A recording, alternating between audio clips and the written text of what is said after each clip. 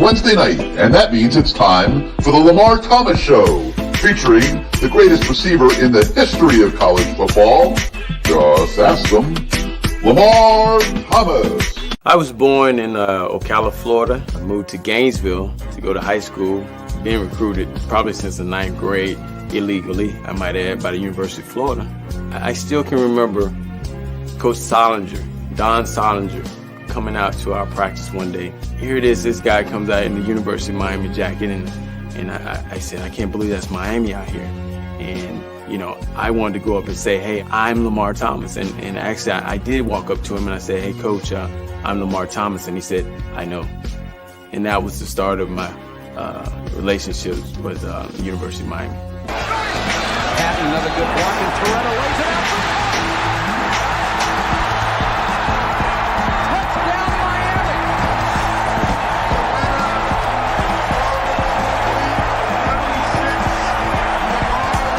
You come down here, you'll be on TV every weekend, dominating. I thought about it. I said, man, where do I sign?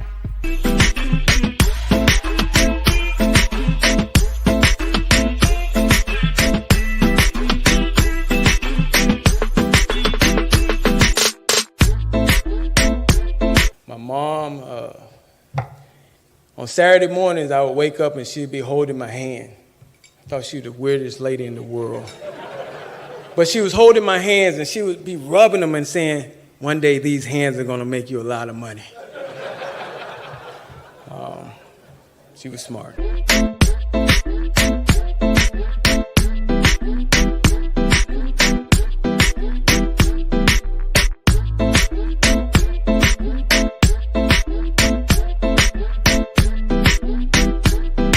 So now, here he is, the great one, along with co-host Gary Ferman of CaneSort.com, Lamar Thomas.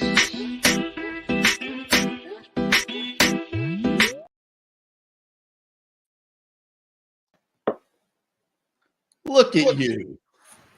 What the heck are you wearing? Hey, it's my, hold on, it's my, there it is. Bam! I decided to sport it a little bit. This is the Lamar Thomas Show, not the senior prom. This is my Sports Hall of Fame, University of Miami Sports Hall of Fame. So it's a good mood. I'm in a good mood, and it started on Saturday on the day after Thanksgiving, or whatever it was. It seemed like it was years ago, but what a win by the Miami Hurricanes.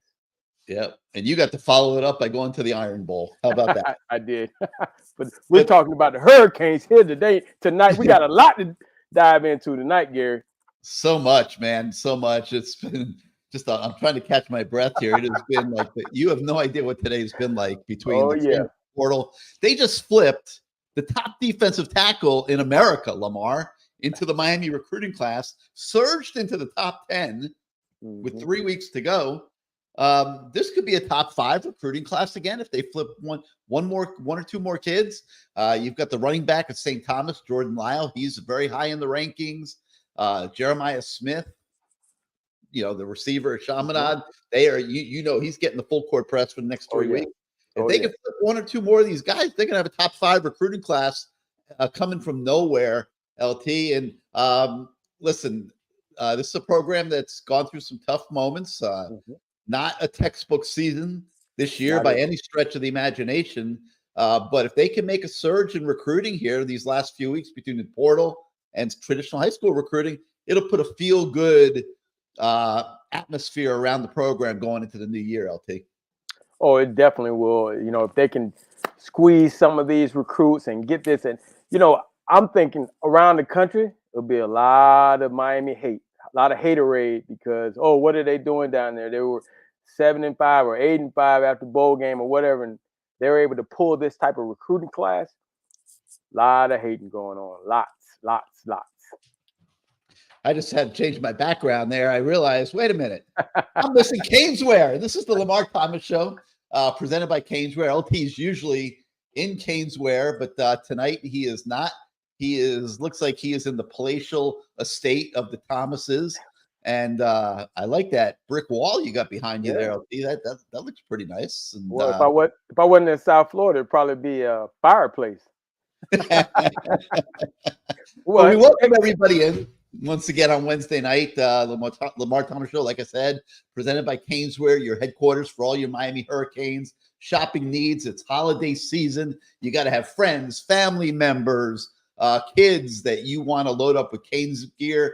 CaneSort is the place to go do that. You can visit their store at 2655 South University Drive in Davie, or you can shop them online 24 hours a day at canesort.com. So make sure you check them out for all your holiday shopping needs. We're also sponsored by the Florida Beach Bowl, which now is, I guess, about 2.5 weeks away at Drive Pink Stadium.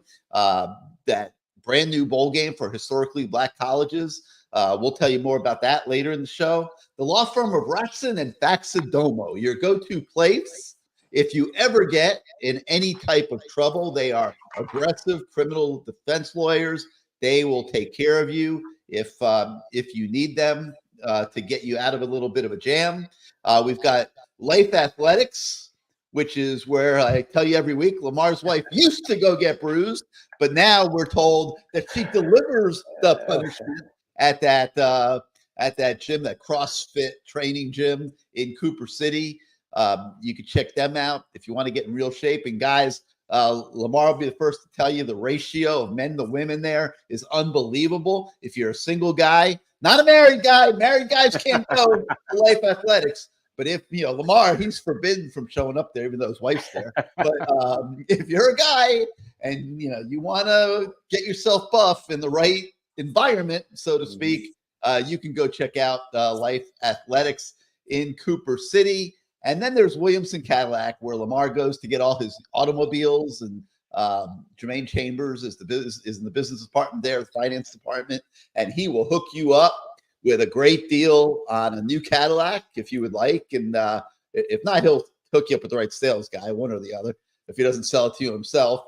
So Williamson Cadillac is your go-to spot for all your automotive needs as well. Right now, though, this is your spot for Canes Talk. We're going to do this show a little bit differently tonight. Lamar and I were talking earlier in the day, and we're like, wow, man, there's just so much to talk about. Tyler Van Dyke going into the transfer portal. You got a bowl game coming up. What else? Guys making decisions on whether to go to the NFL, portal quarterbacks, so many topics, the bowl possibilities. So we decided we're going to take the first part of tonight's show rather than bring on a guest, and we're going to talk about all these different subjects. And you guys that are watching, we want you to participate in the comments section. If you got any questions for Lamar or myself, you can just post them in the comments section on YouTube, and we will touch on all those topics as well as we go along. But LT, Boston College, nice hurricane way to end the regular season. I thought it was one of their classier performances of the year. The final score was 45-20. You just take a look at the stat sheet of this game, and it was complete, utter domination. Miami rushed for 242 yards. They threw for 250. So that's 532 yards of total offense. Boston College had 294. So very nice final regular season performance by the Canes.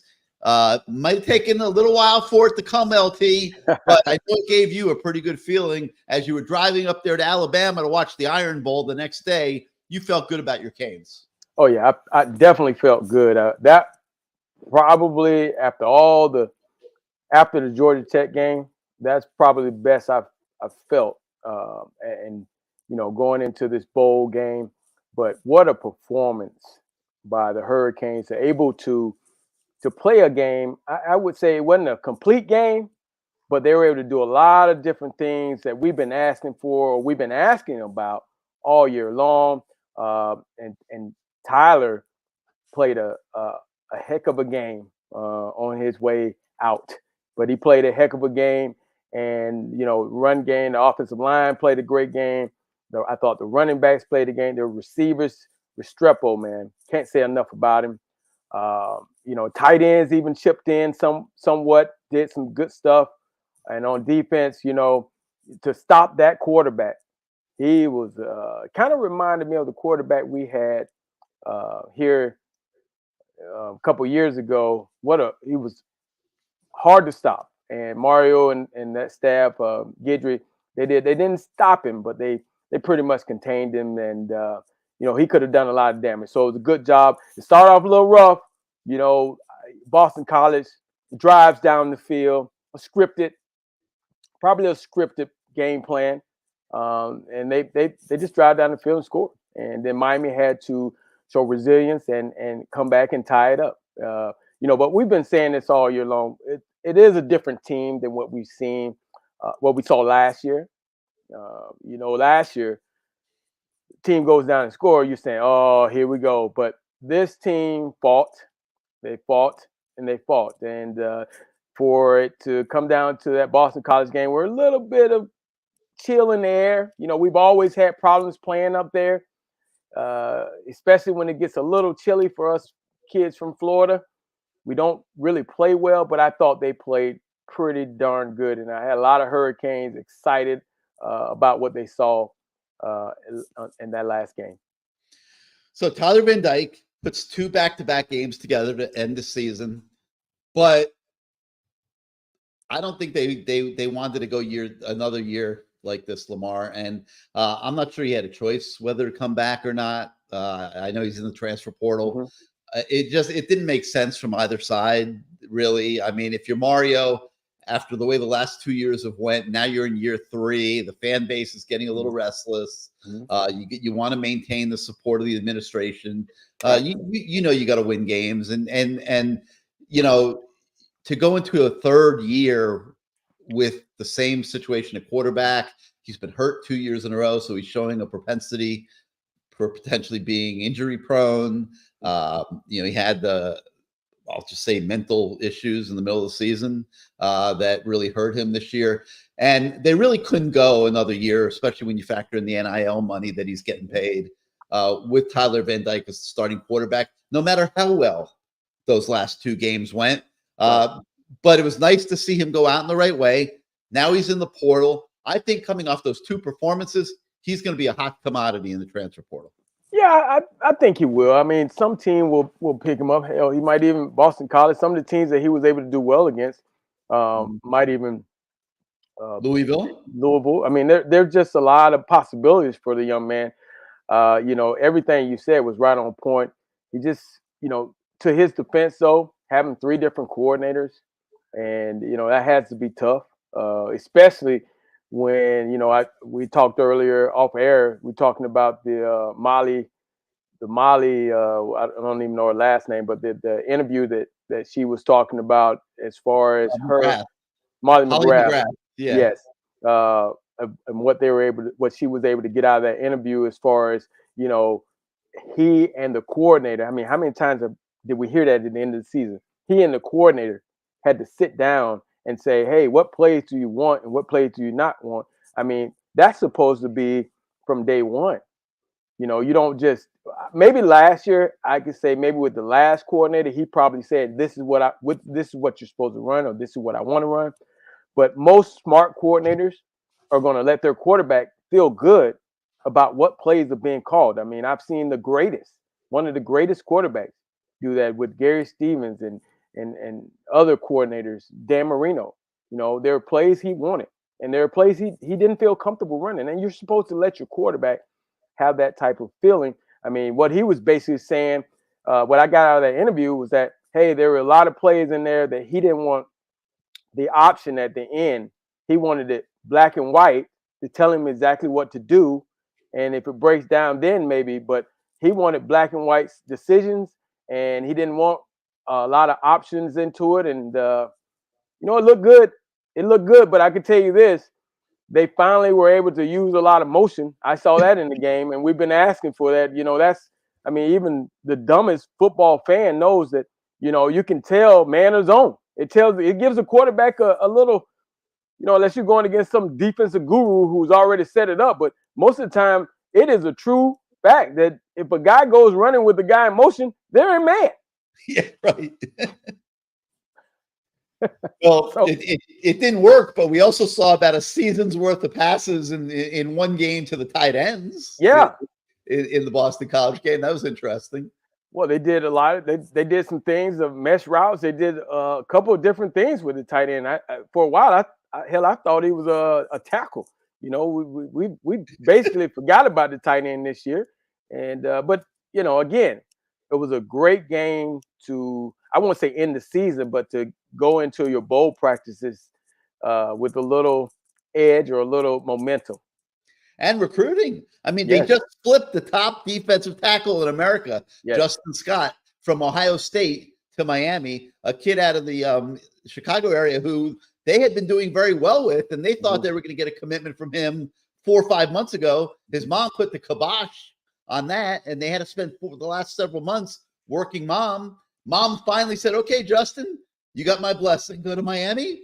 And now he flipped from Ohio State to Miami, and that's a big, big moment for them in recruiting. And a guy that I know is real fired up about that because he loves to follow recruiting, and that is the voice of the fan, Bruce Warner. Bruce, the Canes fan is euphoric tonight. Even you have got to be, at that flip. And there's a lot of QBs in that portal now, including Riley Leonard from Duke. He's going to go to Notre Dame he's probably going to Notre Dame. I don't know if we're going to get them. We have the funds for the kid from Washington State. He's real good. I'd love to get him. I know. And the Kansas State kid, you mentioned him, and he's your pick. I like that kid too. I think we need somebody like that. He's one of the guys. Well, I can tell you this.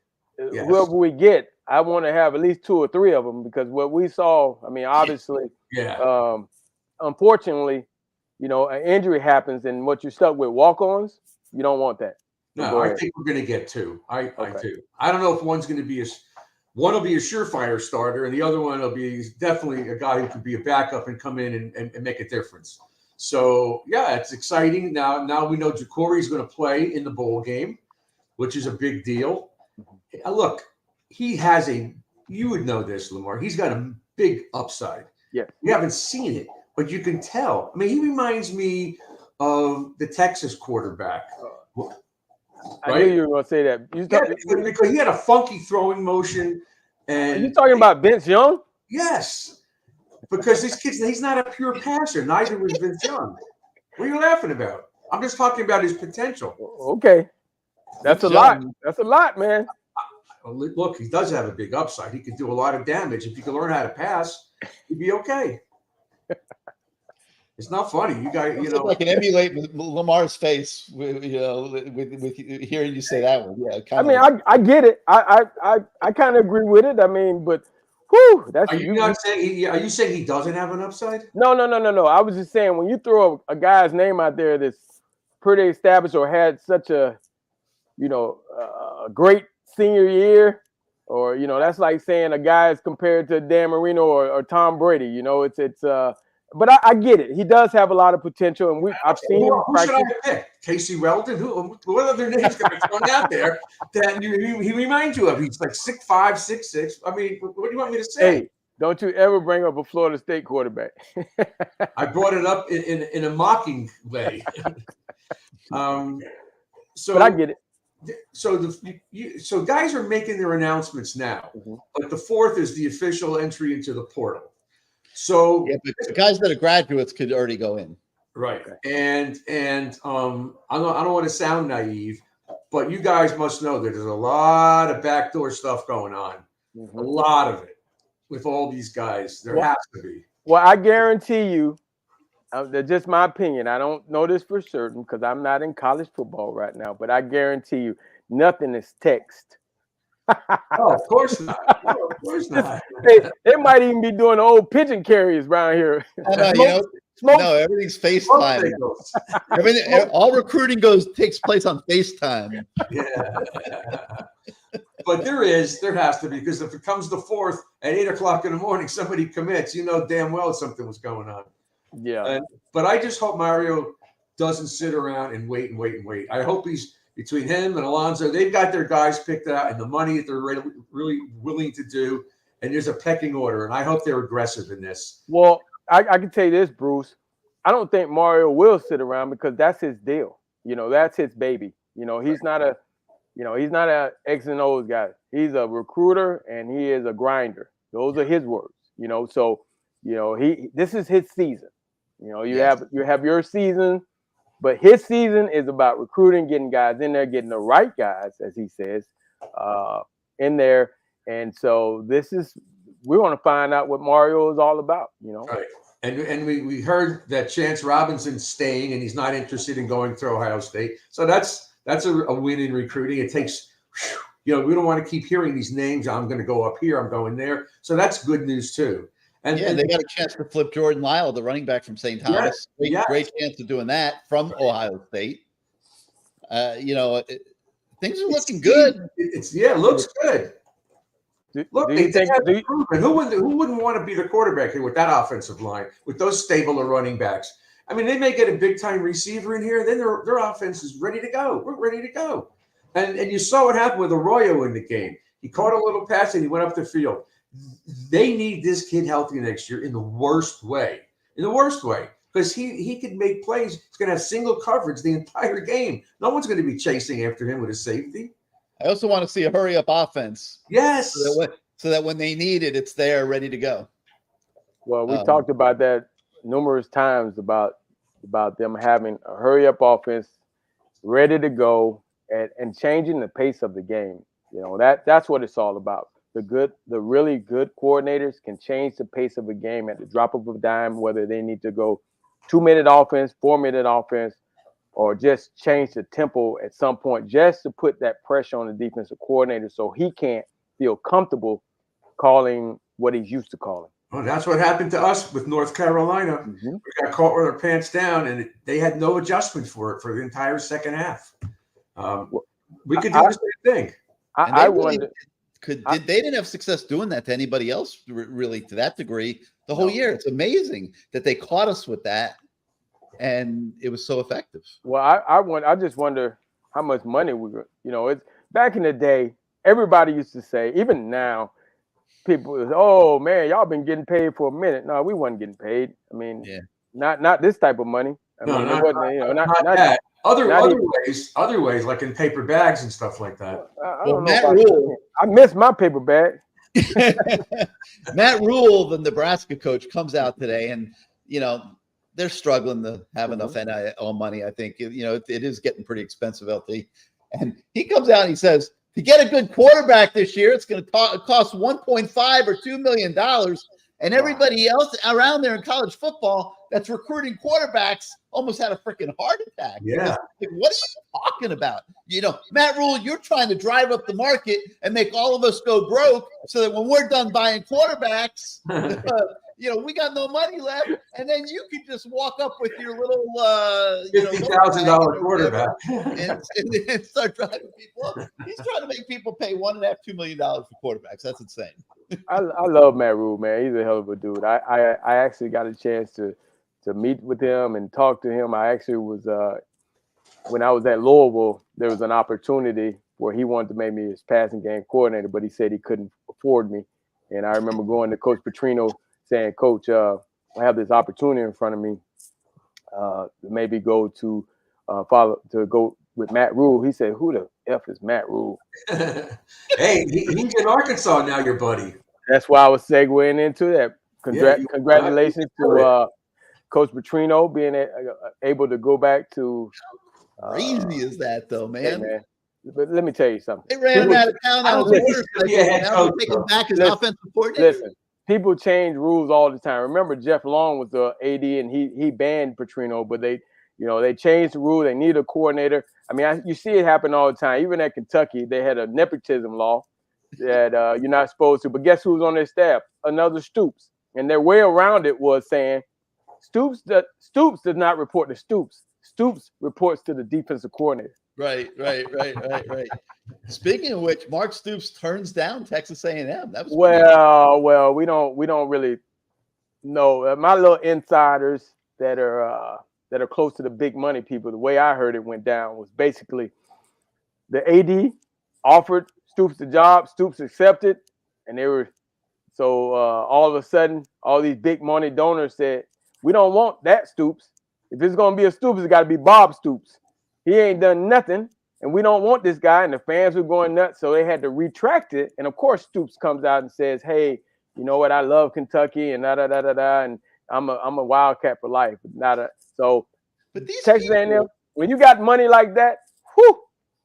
But these people running college football they're out of their minds, Lamar. All Yep. right, so Mark Stoops, who's been a coach at Kentucky now for what, a dozen years or whatever, he's done a decent job there. He's not worthy of coming to your program in College Station, Texas, because he's not his brother Bob. But you're going to go get Mike Elko, who's been a head coach for what, 2 years? 2 years, I think. Yeah, 2 years. Been a head coach for 2 years at Duke. But he was at Texas A&M before. True. So that gave him a little insight. But that don't mean a thing when it comes to being a head coach. I personally thought they were going to take the guy from UTSA only because he was a legendary high school coach there in Texas. So he has the connections. But they end up going with Elko because it just seems like they wanted to go after the splash hire instead of, the other time. I don't see how Elko's a splash hire. I just don't. It's not, but you know what? I didn't think he did work at Duke, and he did a pretty damn good job. Tommy Tuberville was the defensive coordinator at Miami. Should we go make him the head coach here now, Lamar? Don't bring that guy up. His racist self that's in the Senate? And the military people hate him. So let's not bring that name up. Yeah, that's what I'm saying. Like, so just because you've been at a play, like I think it's unbelievable because they throw so much money around there. Yes, they do. Not only for those coaches, but look at all the players they got. And they really haven't done that much, those kids. Well, I don't think Mike Elko has a living prayer in that SEC. Well, the new SEC, coming in as a very inexperienced head coach with not a lot of juice. Hey, Gary, if I'm Mike Elko and I hear you say that, I would shoot you the middle finger and say, who cares, bro? Fire me. Hey, send me to the farm like Jimbo with $75 million. Yeah. All right. So the Boston College game, I think we all agree, was a great way to end the season. Let's shift gears, talk a little bit about Tyler Van Dyke. LT, we've watched this kid now for several years through the ups and downs.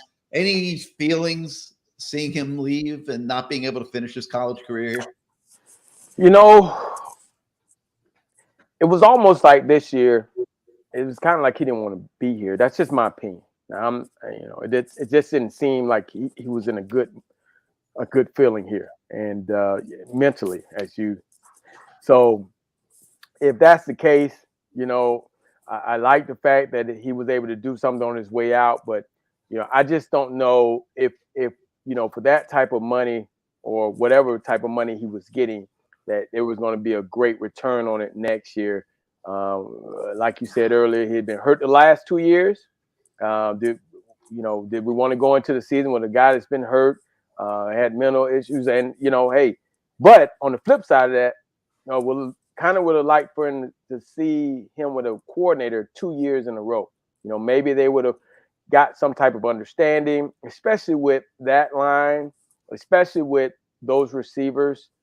And a little bit of what tight end in the running game, but I'm not sad about it. I'm happy for him. I'm happy that he put it out there. I'm happy that he'll get an opportunity to go somewhere else. I mean, that's what college football is today.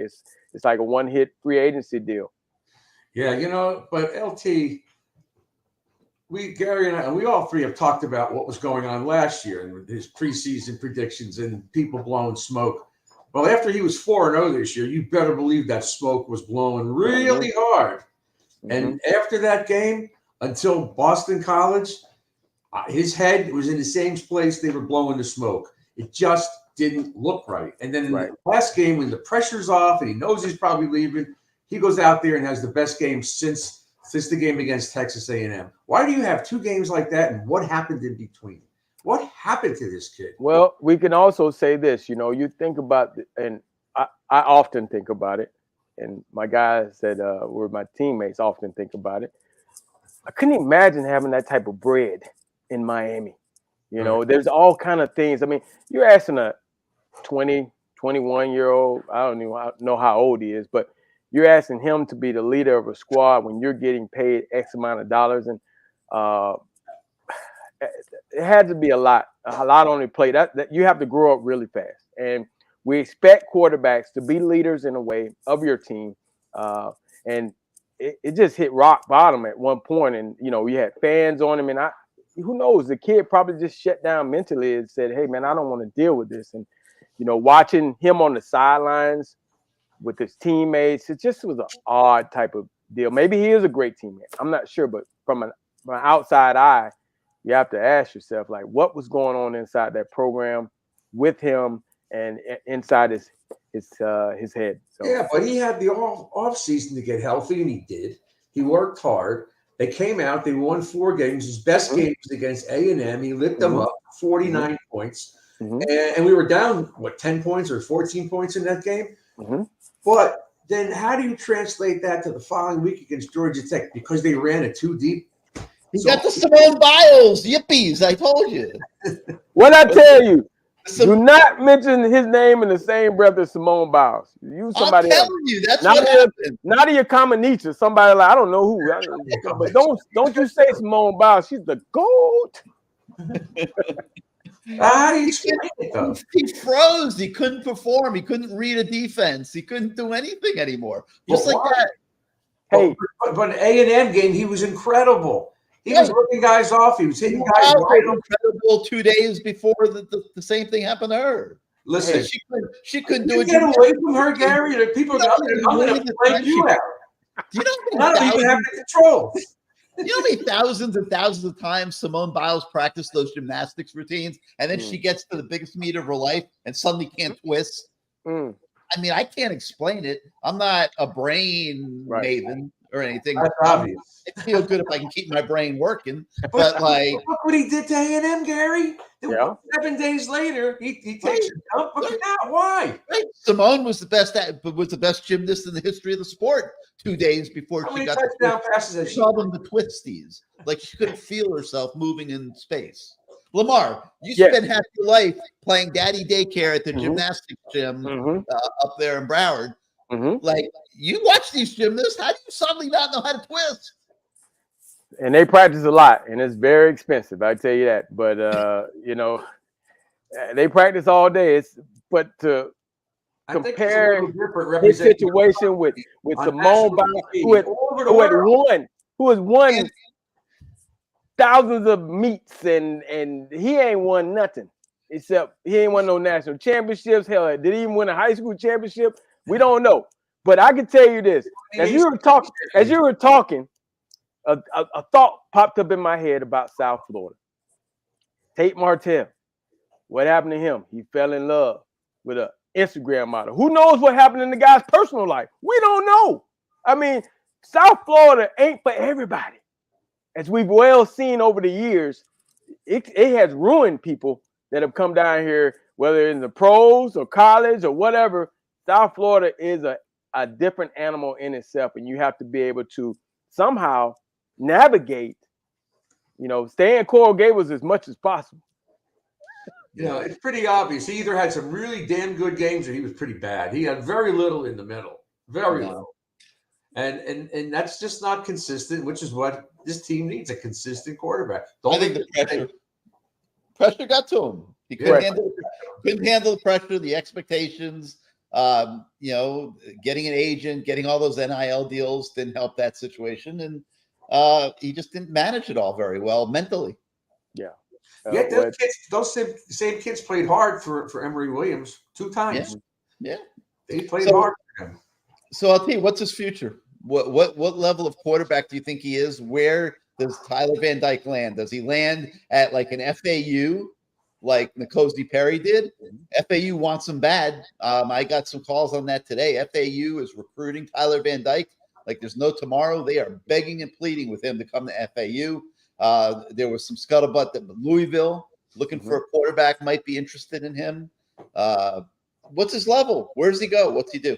Well, I personally think he's a little above FAU. Just FAU has their own issues. I know I've heard they had like 13 dudes that are hitting the portal, so they got a lot of issues there. I think he has to look at that also. I mean, do you want to go somewhere where you're not going to win, and you don't get your head beaten. You don't have a team around you. You got to go somewhere where you got a team around you where you have an opportunity to win too. If I'm going to lead a team, I want to lead a team of good players, not just a bunch of walk-ons, because so I would think for him, I think he is a Power 5 kid.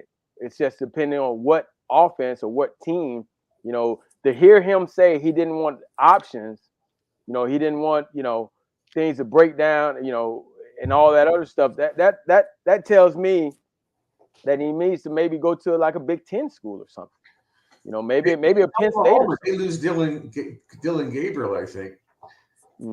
So they have a pretty good team. They have talent. Somebody's going to want him. Yeah, somebody will want him. I think a Power 5 will want him.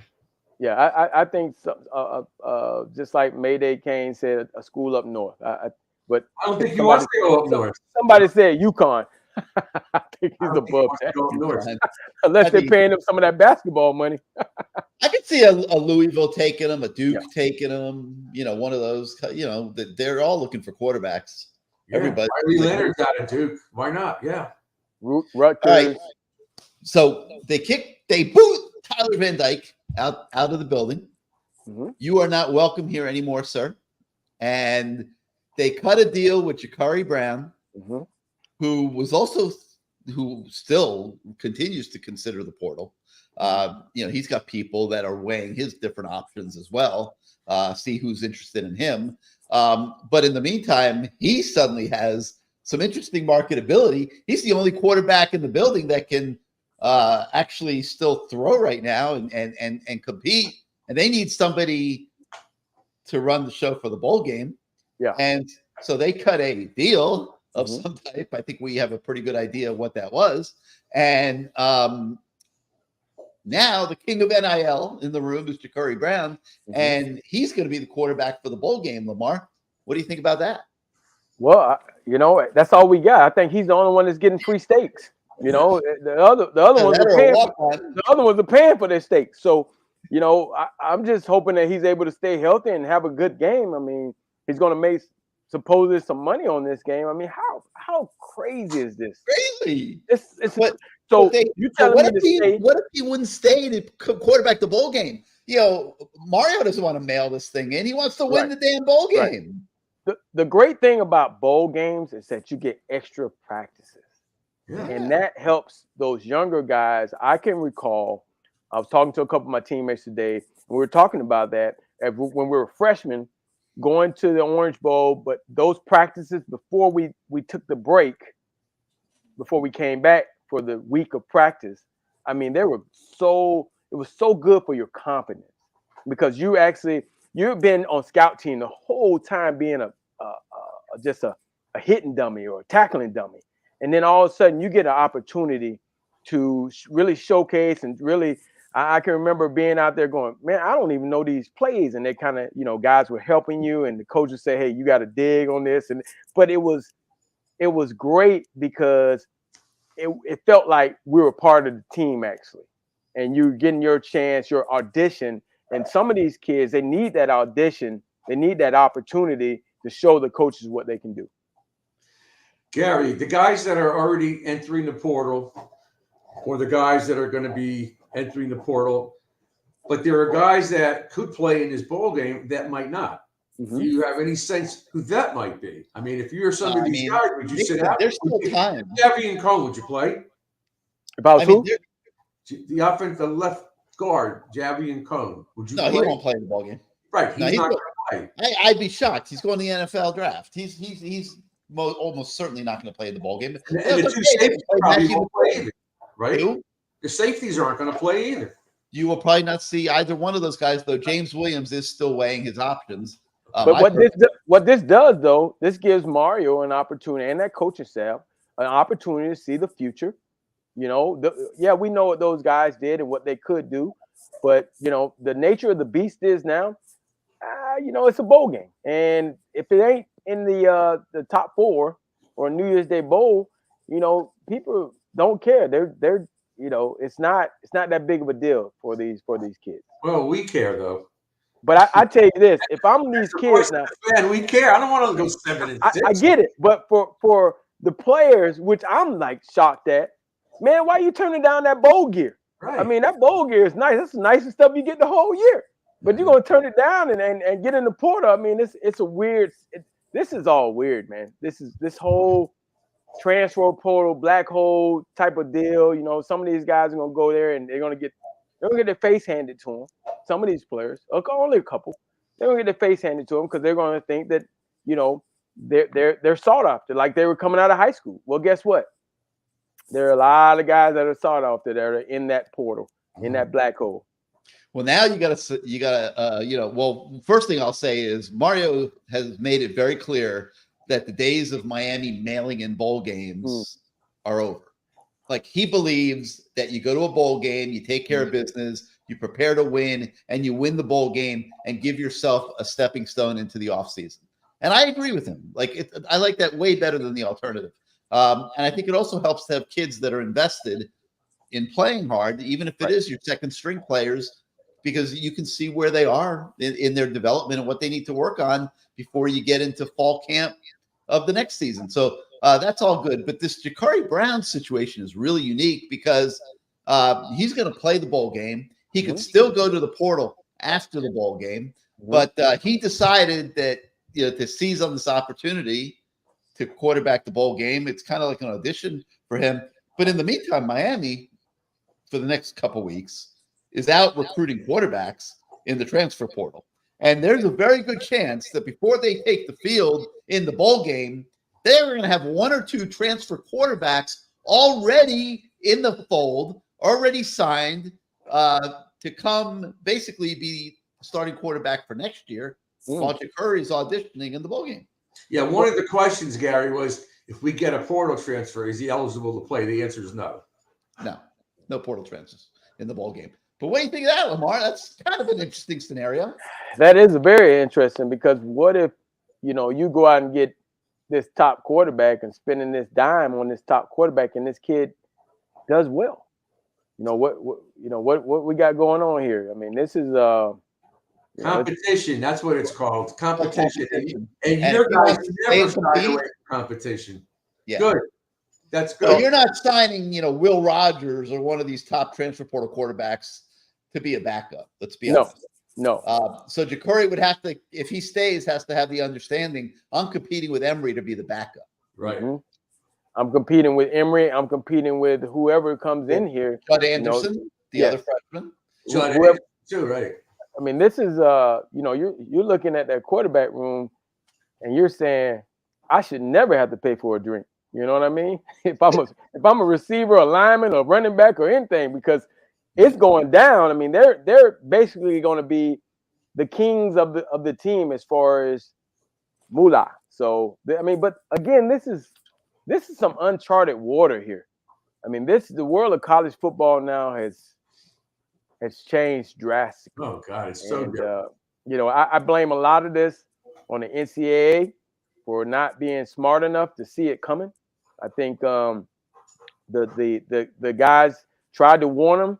The guys that were already paying under the table tried to warn them because they didn't want to catch up with the equal out the playing field. But man, it takes a lot, and some of the bigger schools are going to obviously, you know, it's going to be good for them. But I tell you what, some of these smaller schools, and we've seen these schools. Let's look at teams like Duke and these teams that all of a sudden showed up this year. Because guess what? Guys are saying, well, if I leave this program, I can go to this program. And if you get enough of good players in there, you can change the whole culture. I mean, Duke looked like an entirely different team. Like, you know, that maybe they might have brought down the standards a little bit academically because it was a lot of guys out there that I was like, hey, he's there.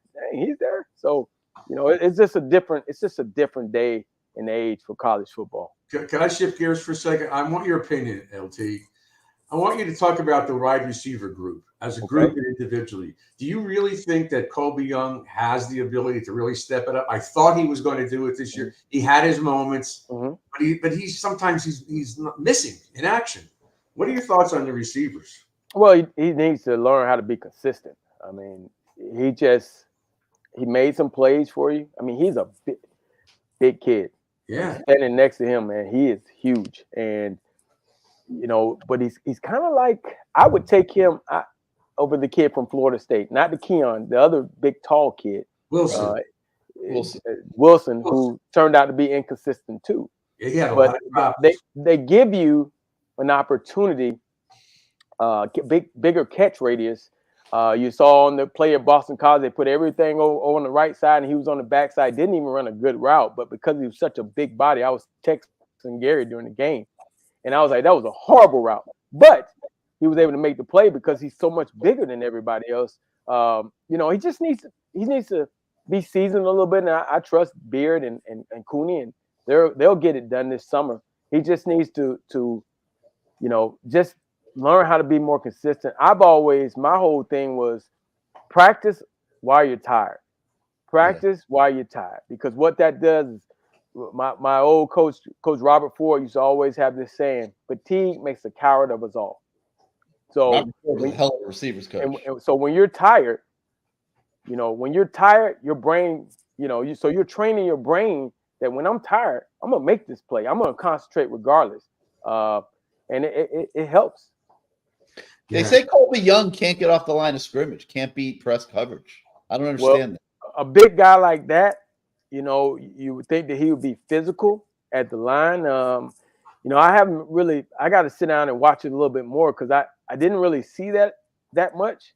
And I've seen Beard and those guys working on releases and stuff like that. So, you know, if that's his issue, you know, obviously this summer will be big for him, because if you have any inclination or any opportunity to go to the NFL, if they see that or they know that, you're not going to be successsuul at all. And he's coached out.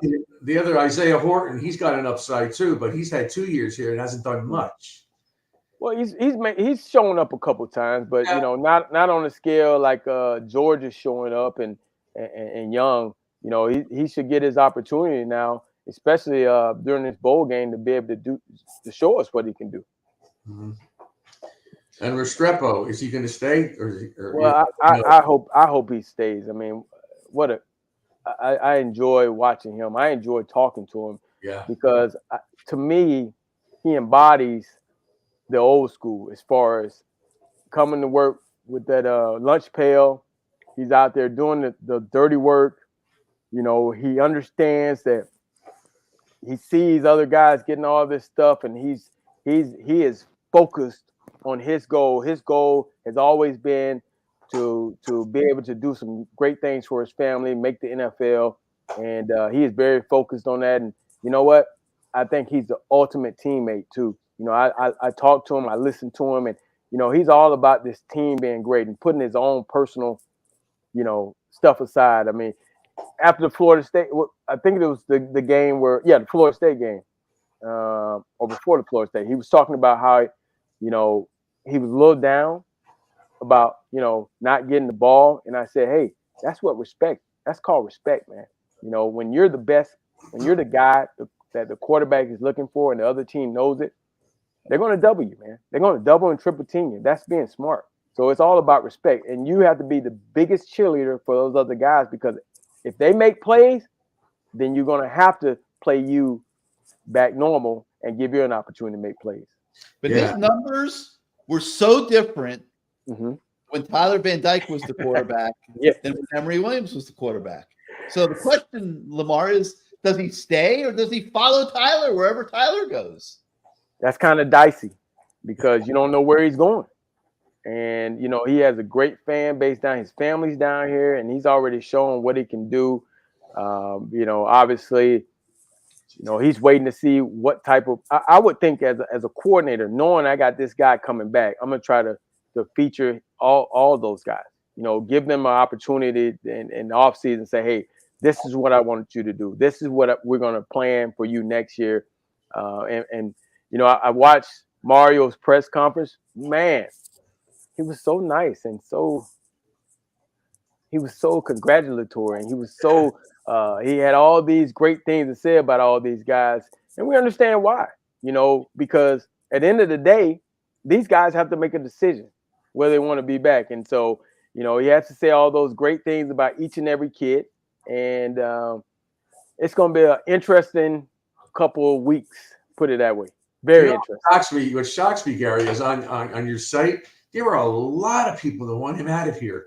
I don't understand it. He does all the little things. That catch he made against Boston College, diving near the goal line. He dropped the ball before. But he's the ultimate competitor. How do you not want him on your team? I'm shocked at the stupidity of some of these people. He's really good. Well, you got a lot of Madden players, man.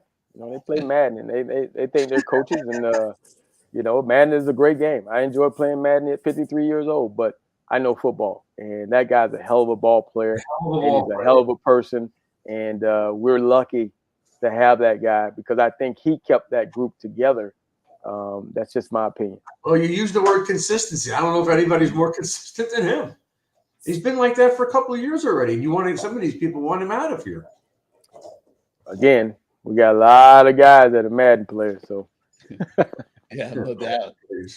So, we're obviously focused on Miami, but think about schools like Kansas State, Washington State, Duke, that all had good quarterbacks. Vanderbilt, all these schools had good quarterbacks that now no longer want to play at a team at their level. They want to go fishing for the big NIL money at the top programs where they can win. And schools like Miami, I mean, it's like going deep sea fishing, Lamar. Oh, yeah. We don't know yet where Miami's going to win in that battle, but it's the Wild Wild West is like they call it, and these guys, they may not make 1.5 million like Matt Rule says, but they're all going to be pretty damn wealthy by the time they're done with. Well, the question I have for some of these guys let's say a guy that I don't even know the kid's name at Vanderbilt, but let's say he goes fishing, and do you go to a team where you're a starter? You're not gonna. I mean, are you going to go to a team to be a backup? That's the question that some of these guys, are they going for the money or are they going for the opportunity? It's going to be a lot.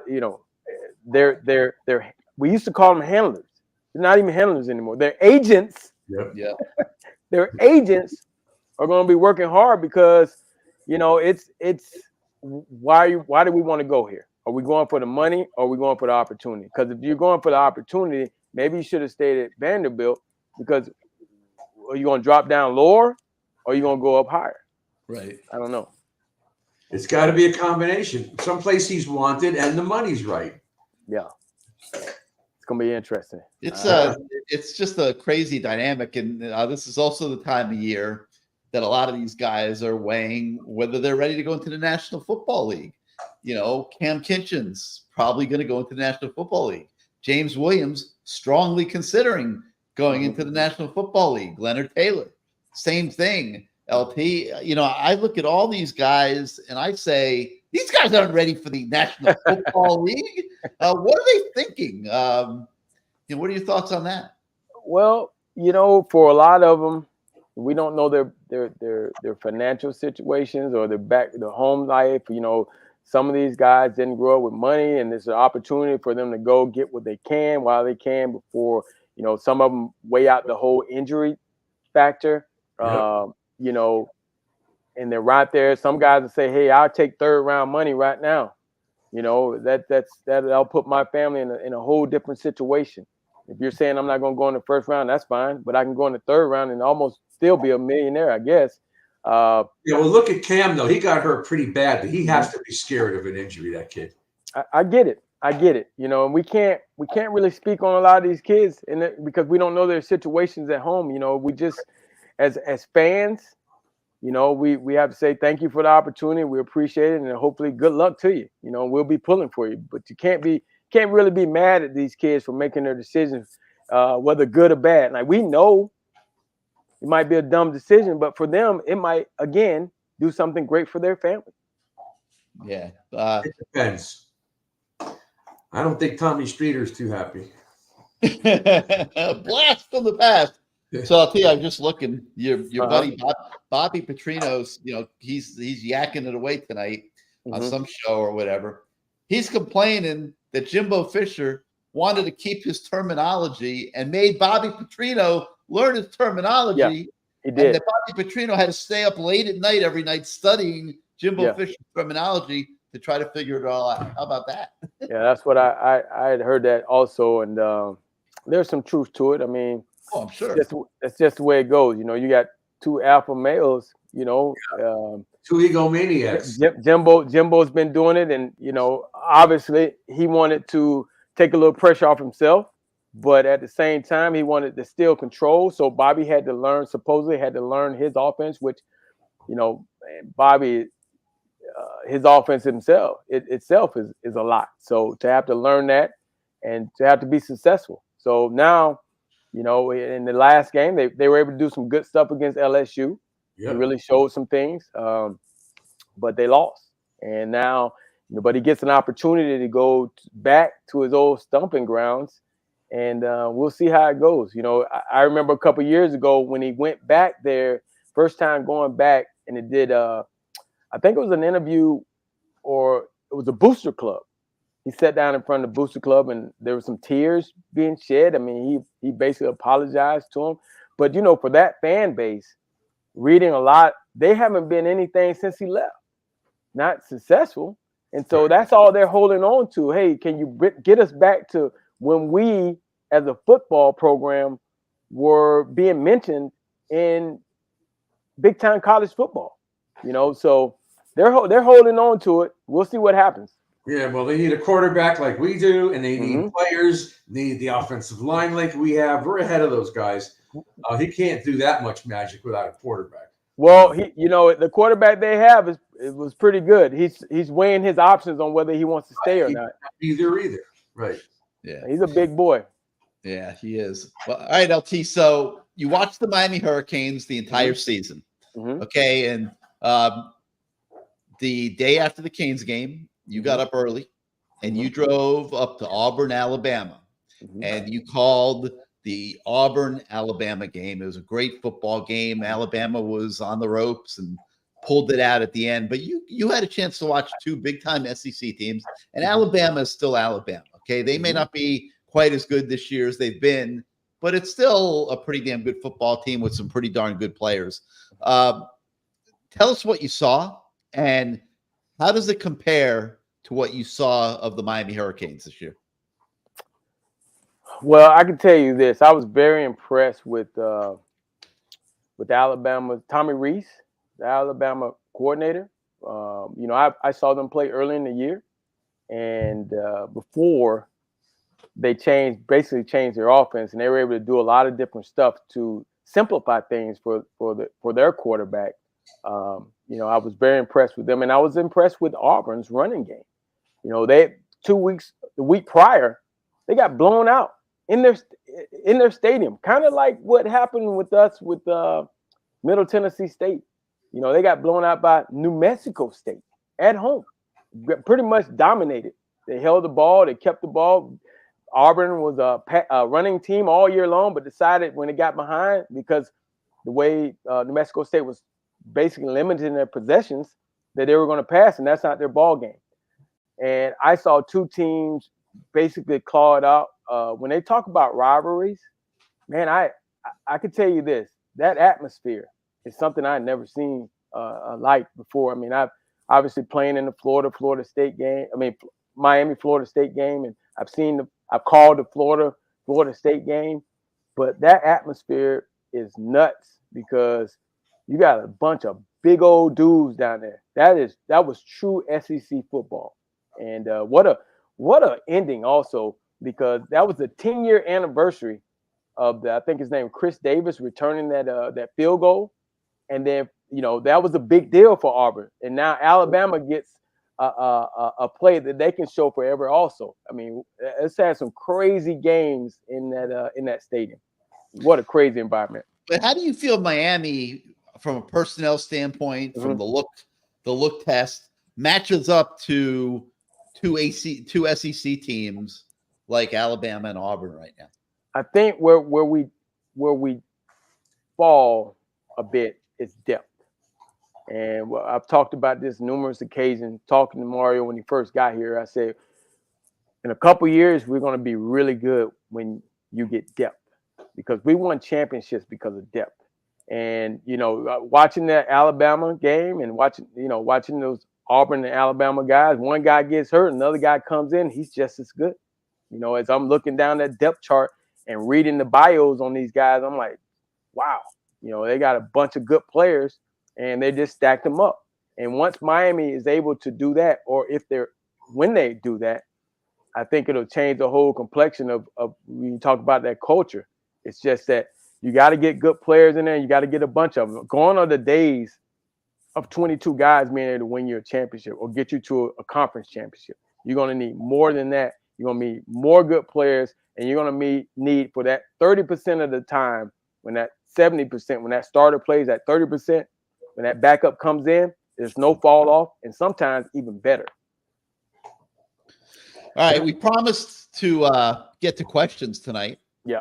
So you know, let's tackle some of these. Woo! Cesar Iglesias or his little baby, one or the other, want to know: can we make a Miami USC bowl game happen, Lamar? We've been seeing all sorts of crazy projections. Those two teams could meet in the Sun Bowl in El Paso. Mm-hmm. They can meet in the Holiday Bowl in San Diego. What do you think, man? But like Miami USC bowl game, I could get into that a little bit. You know, I would love that because they're kind of in the same situation we are. You know, as far as quarterbacks, and they got a bunch of guys that are going to be leading.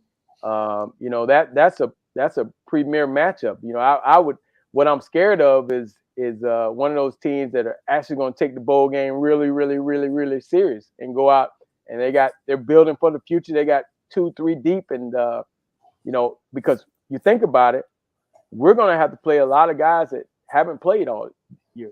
You know, we're going to play a lot of guys that haven't really played. We will see what the future for some of these guys is going to hold, but you know, I would rather see that type of matchup than the Utah. What other some of the games that have been thrown out there? I saw Kentucky one time. I saw SMU one time. I saw Miami SMU. SMU. I don't want that one. Neither do I. I don't either. That's a no-win. That is not a good bowl win for us. I'm just afraid because they don't have the same type of scenarios we have. You know, they don't have. I don't think they have a lot of guys going to sit out, or a lot of guys talking about transferring. I would think their top two quarterbacks are probably going to play in this bowl game. And you think about it, we're playing the third guy, and we don't. I don't know if he plays like the third guy, but the last time I actually saw him was at Florida State 2 years ago, and it was a simplified offense that didn't look worth the crap. Well, USC's defense is pretty bad, but then again, we're going with a quarterback who hasn't played since last year. So, you know, it evens itself out. But that would be a matchup that I think we could do well in, even with Corey Brown in there. I think so, too. I'd take that one. What other one, Gary? Any other one? Sean Wired wants to know, are we starting to pick apart Ohio State's class? Is there more to come? And I would say yes, there is. I think Miami's going to flip the running back, Jordan Lyle, too, from Ohio State. I wouldn't be shocked if Brandon Innes, the receiver that left a year ago to go to Ohio State, wants to come back home in the portal either, because he didn't get to do a whole heck of a lot up there. He played in the Michigan game, but he didn't do much this year. Yeah. Wow. You think about this. Jeremiah Smith probably going there, which will lower him even more.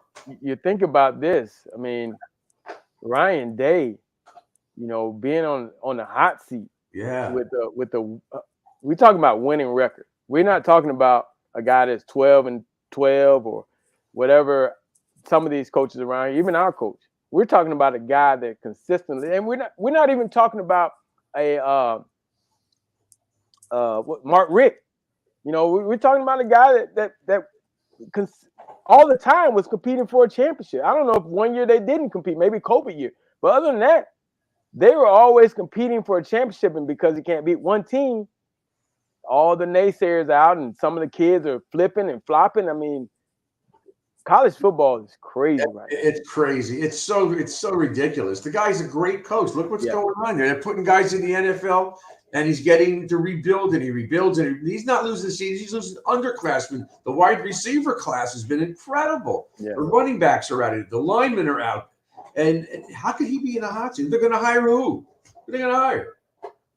I mean, it's crazy. I don't know how you bring a guy in there. I mean, the only thing, and this is looking forward. I was like, well, who would they bring in there?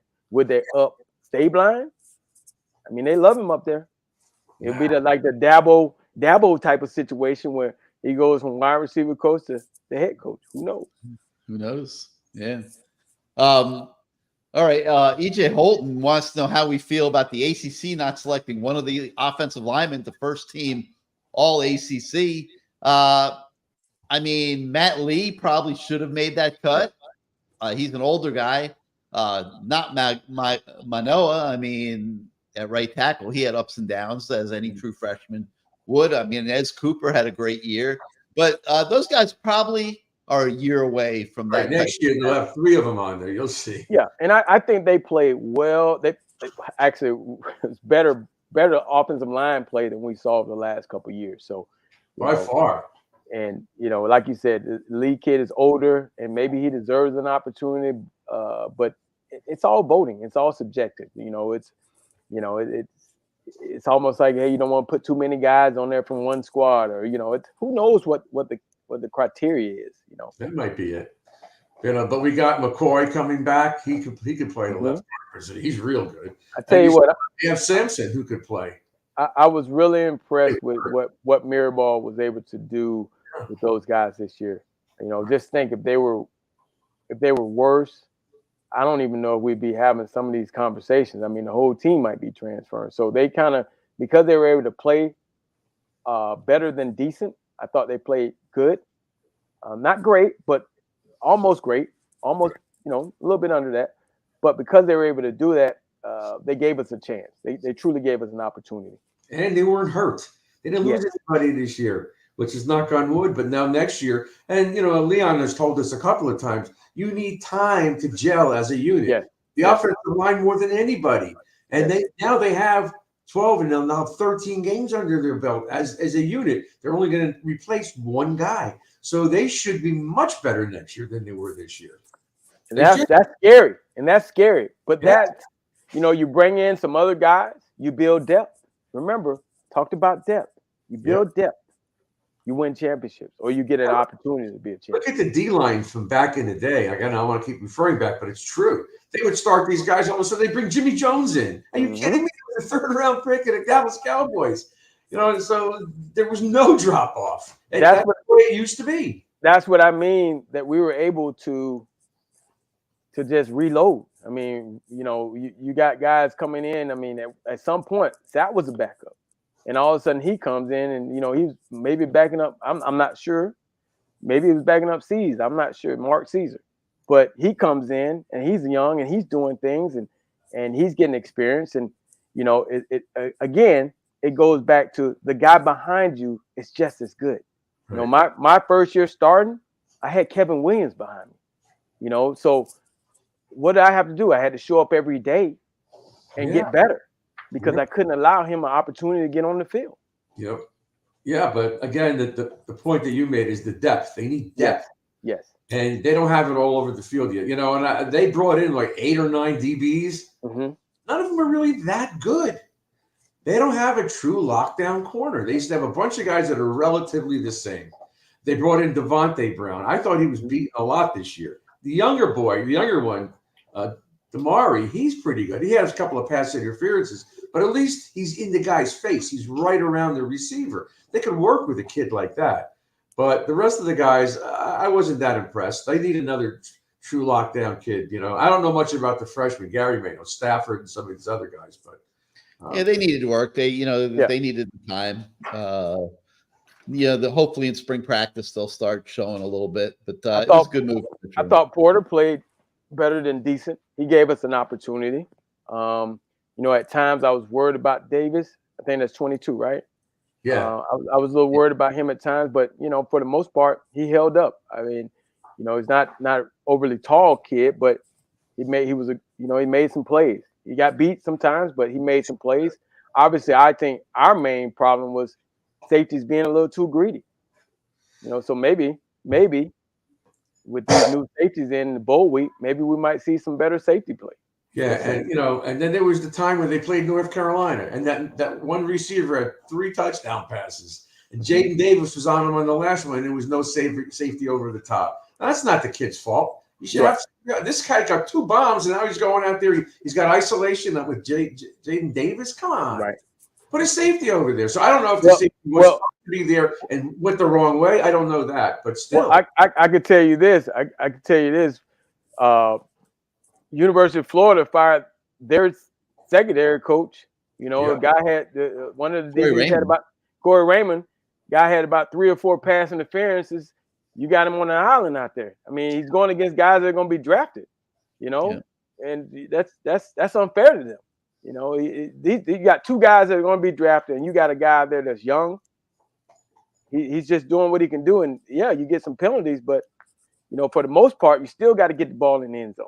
Yep. And you know, that's unfortunate for those guys. But again, it's kind of like what Dennis Lopez said. College football has changed, man. You know, whether it's guys that don't want to sit anymore. I'm coming in and playing. Back in the day, we would say, "Oh, I want to come in and play as a freshman." And then you kind of get there and kind of feel it out and say, "Oh, maybe I should just take this red shirt and kind of figure it out." But these kids are now like, "Oh, you didn't play me? I'm gone. I'm gonna call Temple or Rutgers or somebody." And maybe for some of the higher recruits, the 5-star guys or 4-star guys, they still have the connections at some of these schools, and who knows? Maybe they can get back on to some of those high-power Power 5 schools. Mm-hmm. All right, LT, let's take a moment here and take care of some business. I'm going to start out by first letting everybody take a glimpse at the new CaneSort.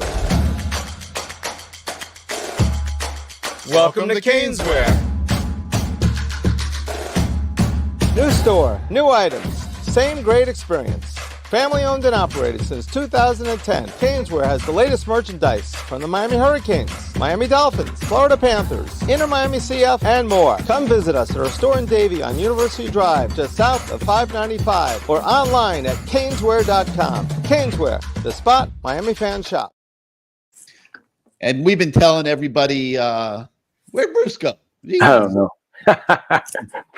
Bruce usually fills in because he likes to show up. Maybe he's going to change.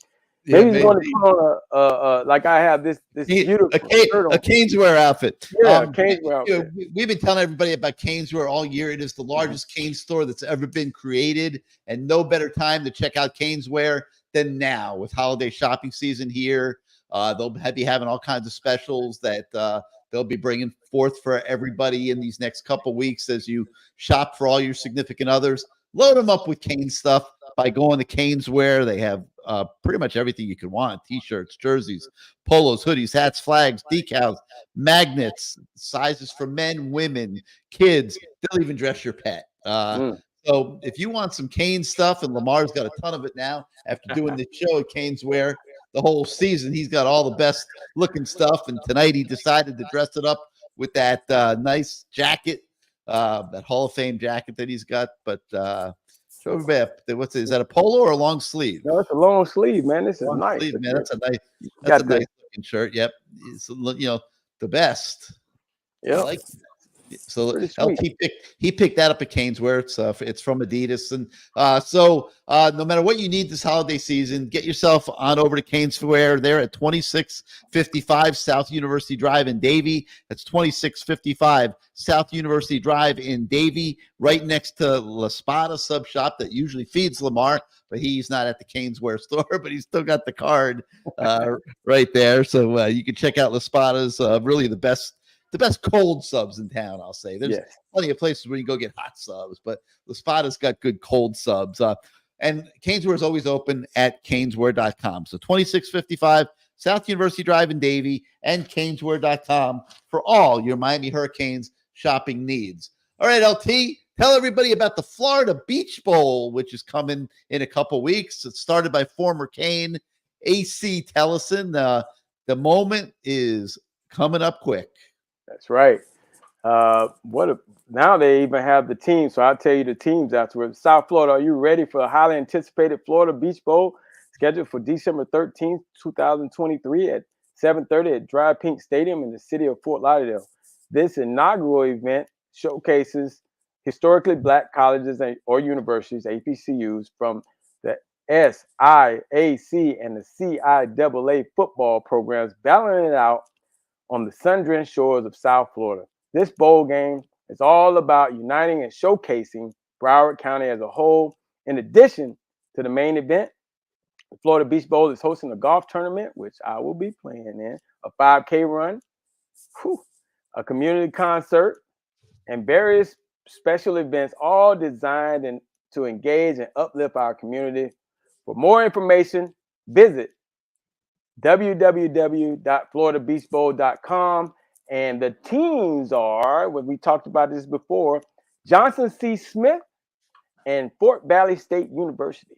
How about that? So they're going to bring their bands down and probably have a battle of the bands type deal. I'm still mad with Bethune-Cookman for early in the year for not bringing their band down. I went to the game just for that. Didn't want to see that beat down. All right, and we also got to talk about Life Athletics, Life Fitness in Cooper City, and this whole life fitness mindset connection thing all started when LT's wife used to come home. She told him, "Hey, honey, I'm going out and working out." And he said, "Sure, go ahead, have a good time." Everybody loves when the wives are staying in shape and the whole thing. And she'd come home and she'd have bruises all over her body, like CrossFit. She was all beaten up, and she was doing CrossFit at Life. And now here they are, a sponsor of the Lamar Thomas Show, and his wife is no longer getting bruised. She's delivering the punishment, LT. On top of it now. She's on top of it. All right. If you feel a little uneasy about getting back in the gym, being a little nervous about CrossFit, Life gives you 3 free trials to try it out. My wife, like we said, she went and tried it out, and she got hooked on it. And every workout they modify it for your specific ability, so you don't have to feel a certain way about coming in trying to keep up. They got some experienced trainers in there, and they know how to deal with experienced athletes or maybe even non-athletes. But they do a good job over there. I see a lot of people over there working out. It's in Cooper City. Oh, and by the way, I forgot to bring this point up. 8 out of 10 that are in there are women. So for all you single guys, might be a good place to go work out. I'm just saying. 12330 Southwest 53rd Street in Cooper City. Heck, if you don't want to work out, just go park in the parking lot and watch the ladies coming in and out there at Life Fitness. Not a bad idea for, not everybody wants to go get their butt kicked, and especially by ladies, man. And let me tell you, Lamar's wife, she sees you, she's gonna lay one on you now. She's not going light on you just because you walk in there and profess to be a friend of LT's. Like, this is like, she's trying to win. She's trying to win those. They work there. They do stuff on the weekend too. So she's like, "Oh, I'm going to do this CrossFit thing." I'm like, Jesus Christmas. They get into it now. She sends me tape on it and everything. They do a good job over there. All right, and then we got the law firm of Ratson and Faxadomo, sponsor all year of the Lamar Thomas Show. You see their phone number, 305-600-3519. Lamar, if anybody gets in trouble, they just got to call Mickey, right? That's right. I've known her a long time. They do a heck of a job down there. They got to read. I've been reading it the whole year, but I'm telling you, if you got any issues in South Florida, this is the law firm to call, especially down south. 305-600-3519. They won awards because they're aggressive. They are aggressive. They get a lot of stuff overturned. They do everything to make you feel comfortable, because it's not just you, it's your family also. But they won awards for their law firm and all the professional stuff that they do. And one of the things they do well, they defend a lot of college students. So if you have a son or daughter down south and you need some help, this is a number that you need to keep in your pocket. 305-600-3519. They do a great job. All right. And if you need a car, LT, where do they go? Williamson Cadillac. That's where my guys are. Mr. Ed Williamson had been part of the UM family for, it seems like, forever. Yes, and forever. It was just like you go down there and he's part of the family. The coaches are there. I think they lease cars to almost every coach. We even have Jermaine Chambers, who played at the University of Miami. He's down there in finance. He started off as a car salesman. He's moved up the finance. He's working his butt off, but it's a family environment. They do a great job down there. They have great service. I tell you that. One of the things I enjoy about Williamson, going down there, you get in that service department. They have a lot of stuff to do down there. You continue to work, but they do an awesome job of keeping you entertained, giving you stuff to do. Great car salesman down there. And also, now, if this old school Miami, it's down by the old Fuddruckers, way down US 1, down by the old Fuddruckers. If you know where that is, you'll know where Williamson Cadillac is. Yes, sir. All right, LT, we're going to shift gears now, and we're going to bring on a guy that everyone's going to remember from the days when the University of Miami actually threw the ball to the tight end. Tight end U was born and has carried itself on for many, many years. This year took a little hiatus, but we're confident that the tight end will be back, and it especially will if Coleman Bell has anything to say about it. Coleman, welcome to the Lamar Thomas Show, man. Good to see you again. Good seeing y'all. Thanks for having me. CB, my main man. Hey, last week we had on two of your boys. We had Ryan and Spence. I think it was last week, or maybe it was 2 weeks ago. I can't remember. But we had your roommates on. Those my college roommate. Yeah, there you go. Came in together, and we stayed together for all 5 years. We talked about that. We're going to talk about that a little later. But you know what? Again, on the Lamar Thomas Show, I like to start it off with why did you come to the University of Miami? Because you're a hell of a basketball player. Yeah. And Jefferson, Tampa Jefferson, the Dragons, right? Are they the Dragons? The Dragons, right? Yep. There you go. Yeah. Tampa Jefferson, you're a hell of a basketball player. I knew all about you because I was from Gainesville. We came out at the same time. I knew who you were, but why, being such a great athlete, did you make the decision to come to the University of Miami?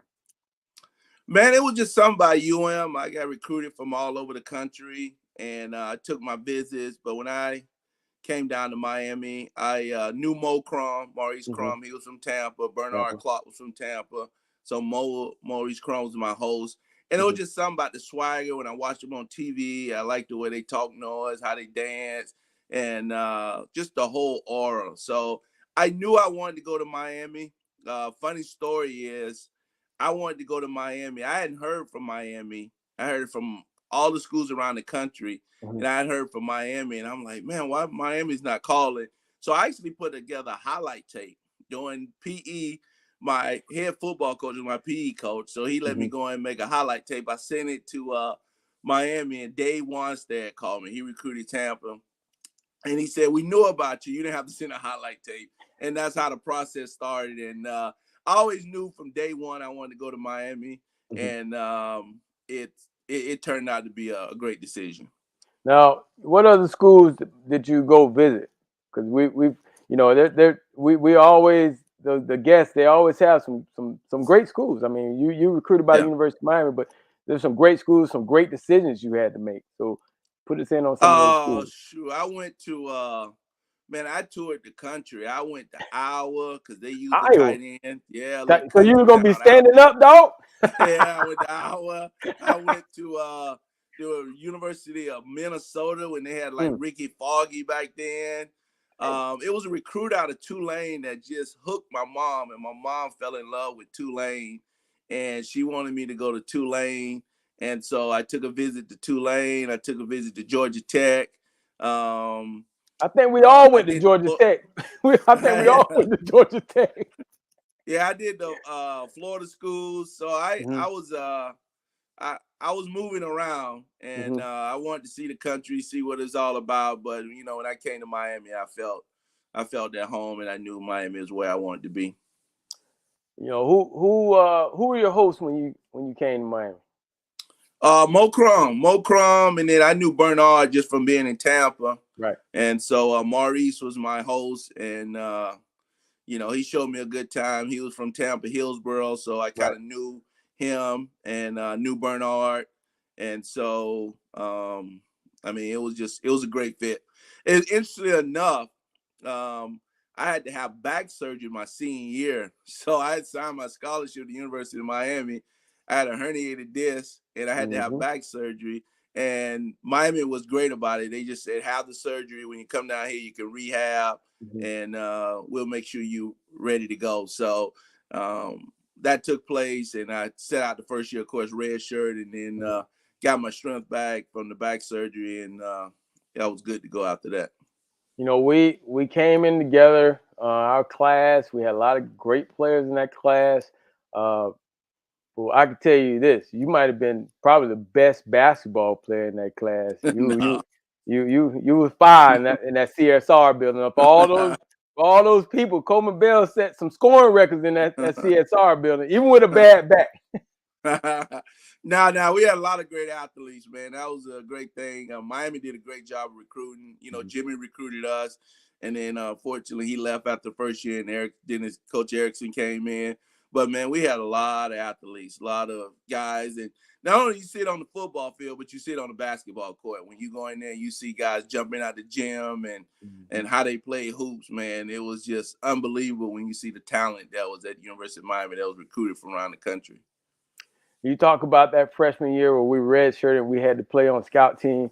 Whew, boy, we had to live through it, man. It was you know, we went from they kind of threw us off a little bit with that first week when it was just us going against each other. We thought we were still world beaters until all them big boys came in. What was that like, man, mentally for you?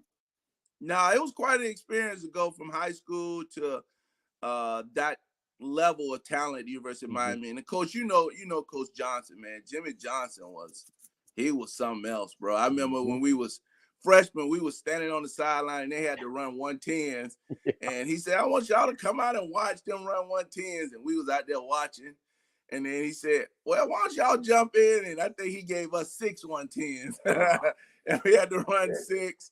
And but he was something else, man. It was good to that first year to play under him and see all the talent we had. You know, I mean, that's when Walsh was there, and Cleveland Gary, and we had some talent. So it was good to come in and kind of get acclimated. I don't know about you, but I'm glad I redshirted my first year because I wasn't ready to play on that level when I came in with that talent we had. But to see the talent and to see the work ethic, that's one thing that I learned my first year is that when I was in high school, man, I could coast in practice because I was so much better than everybody.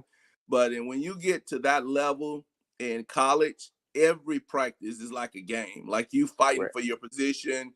You got the best from around the country, and you can't take it easy. You gotta go hard. So I learned how to practice that first year in Miami. That you really had to step your game up in practice if you want to get on that field on Saturday.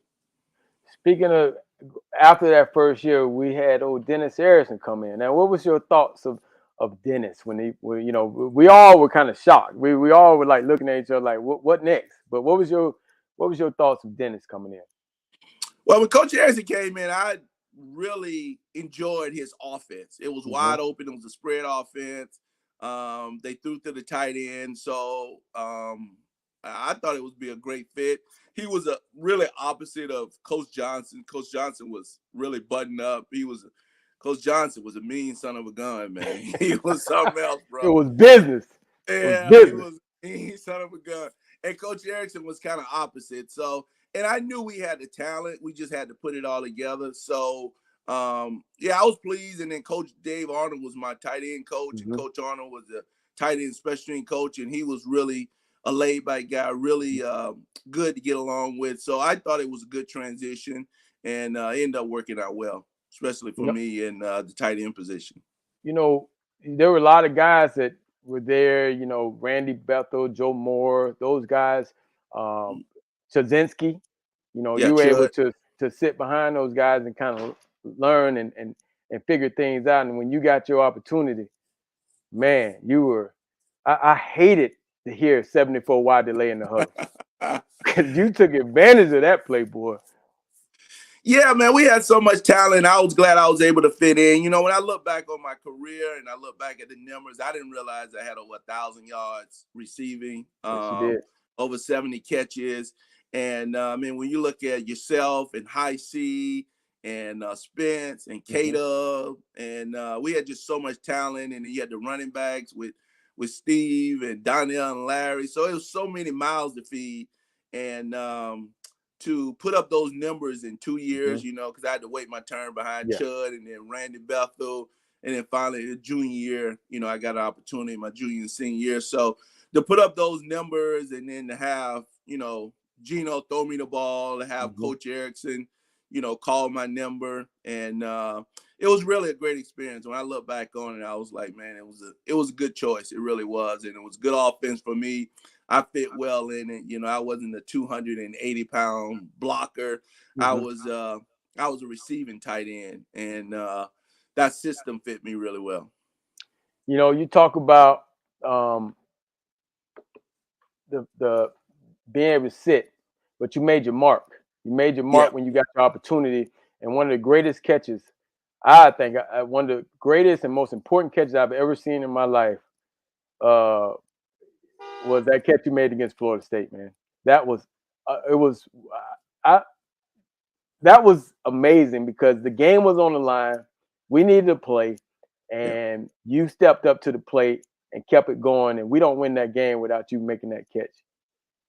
It was one of those things, man. It was I always tell anybody who would listen, Florida State had more talent than us. I mean, I told Dan Footman that after one game. He came up to me after one game we played. He said, man, why'd you lie to him like that? Why you lied to him like that? No, they used to get the top players out of the state of Florida every year. But we had that heart, man. We had a will to win, and we wasn't going to lose. And in that game, we were just going back and forth. Our defense played great, and we would drive, but we couldn't score. And it was a close game. It was nip and tuck, and they called a wide delay. And Florida State did a good job. I blocked, and then I was supposed to slow release out, and they did a good job of having a corner sit there.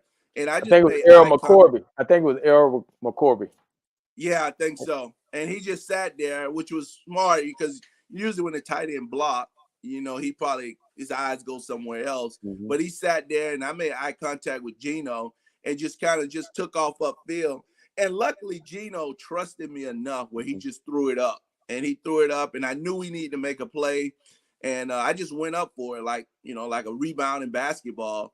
And made that play, and it kind of jump started our offense. I think we ran like 2 more runs, and then High C made that great 4th down catch, and then we scored after that, and then that was the first of the wide right. So it was an opportunity to make a play, and that's what we do at Miami.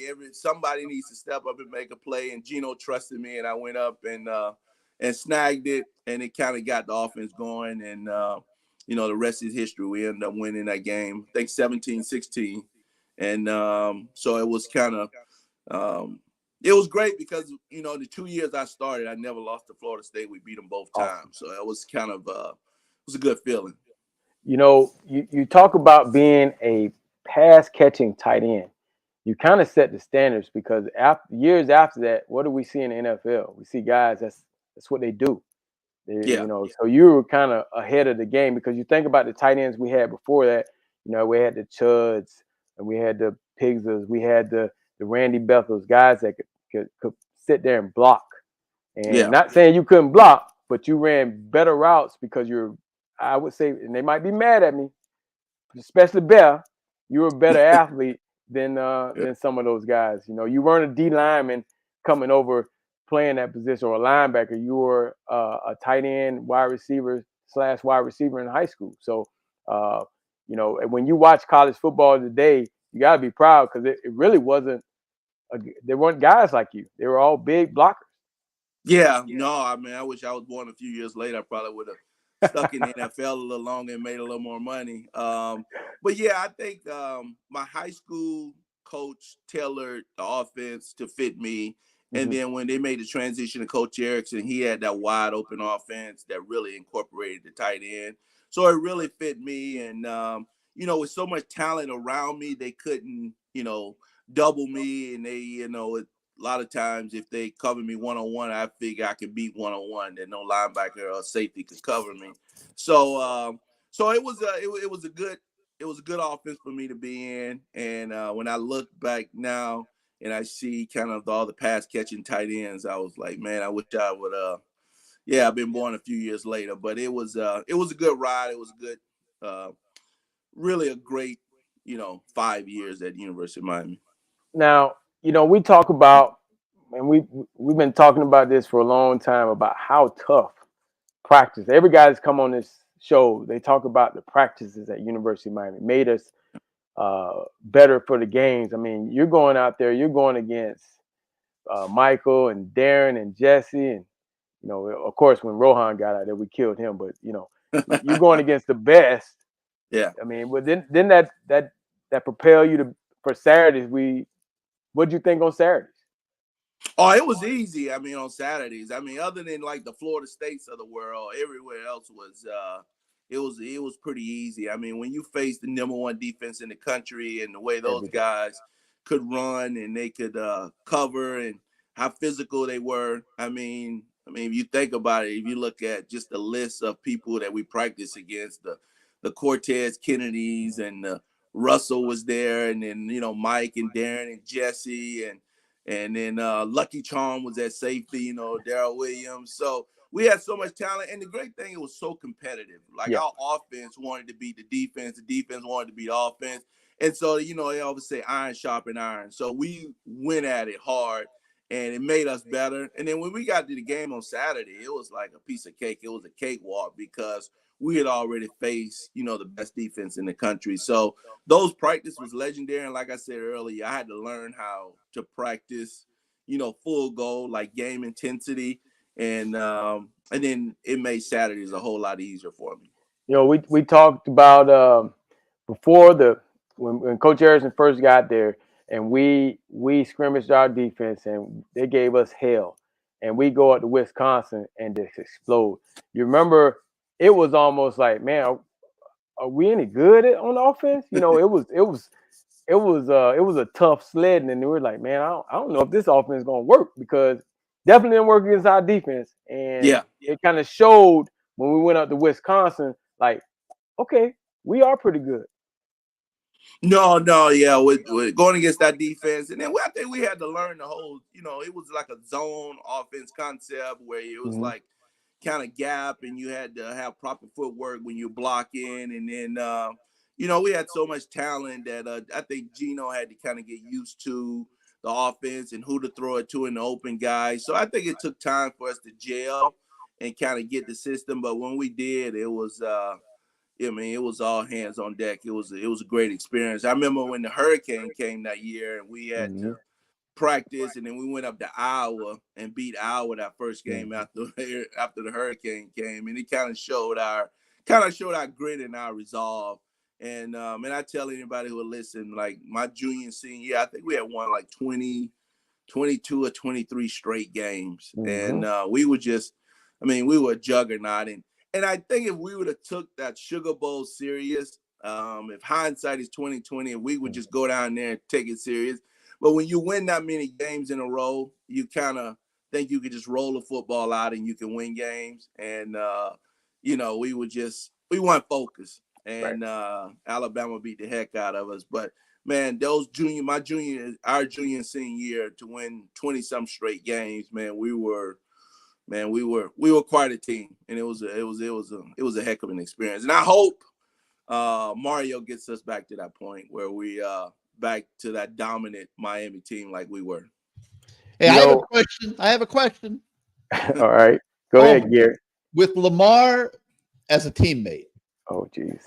How many moments did you have throughout your career where you felt like, how in the world am I ever going to get a football? Oh, man. You want to know a quick story about Lamar? Yes, I absolutely do.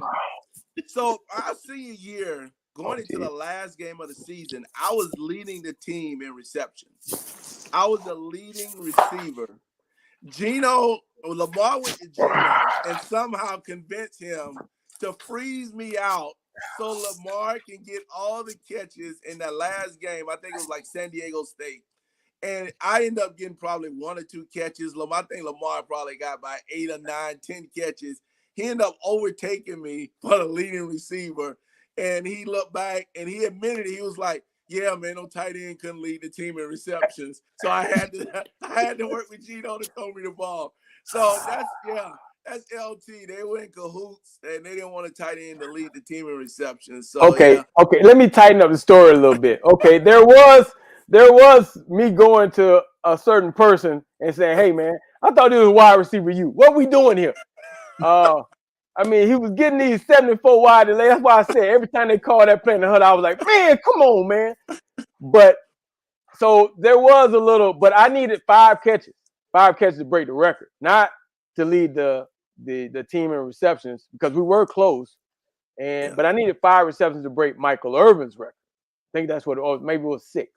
So it wasn't about me beating you. It was more about me getting that record because I was so close, and it was a blowout. But in the meantime, obviously, of course, you were the leading receiver, and that's one of the reasons why when you were talking earlier, it came and dawned on me that we didn't have the stats everybody else had because we split the ball so much. I mean, I don't know how many catches you had. I think maybe I had 40-something, 47, and maybe Hassi had 47. I mean, and that senior year, it was like we were all splitting time, Yeah, I had like 40, 43, somewhere like that. But yeah, we had so much talent, and man, with K-Dub and Spence and you and Hisey, and then the running backs, man, we just had so much. Hey, and don't forget, don't throw out, and we talked about this earlier in the show, we had depth.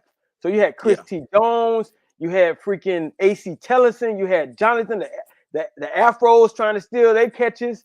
I mean, it was just, it wasn't enough footballs to go around, No, So there was a little truth to that story, but it was, I can tell you this, and this is something that definitely needs to happen. You should be going in that Hall of Fame at the University of Miami. That's how important you were to our program, especially those, we had a pass catching tight end that caught passes, and he dominated. And so there's no reason why you shouldn't be going into the University of Miami. Obviously, it's all subjected to whoever votes. But I'm in, but you definitely should be in, and you should have been in probably even before me because you're that type of player. You changed the game, and you look at now at what these guys are doing. That was you. That was you. Now you might not have had the same size as Gates, but you were like Antonio Gates, but you were just as athletic as Antonio Gates.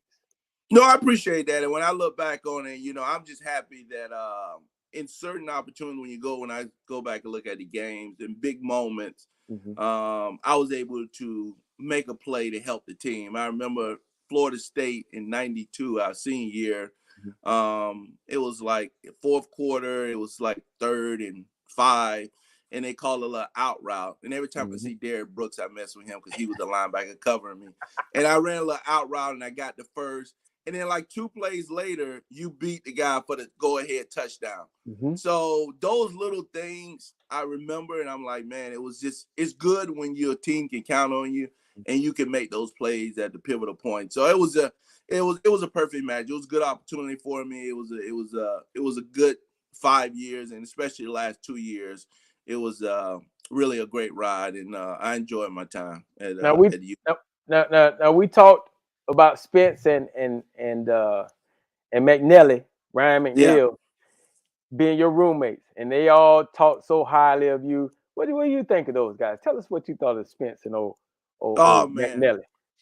Oh, I love those guys, man. We were all cut from the same cloth, and that's why we got along together. We were roommates on campus, and then when we could go off campus, we got a room, a townhouse together, and we were close, man, because we were all kind of the same. We all,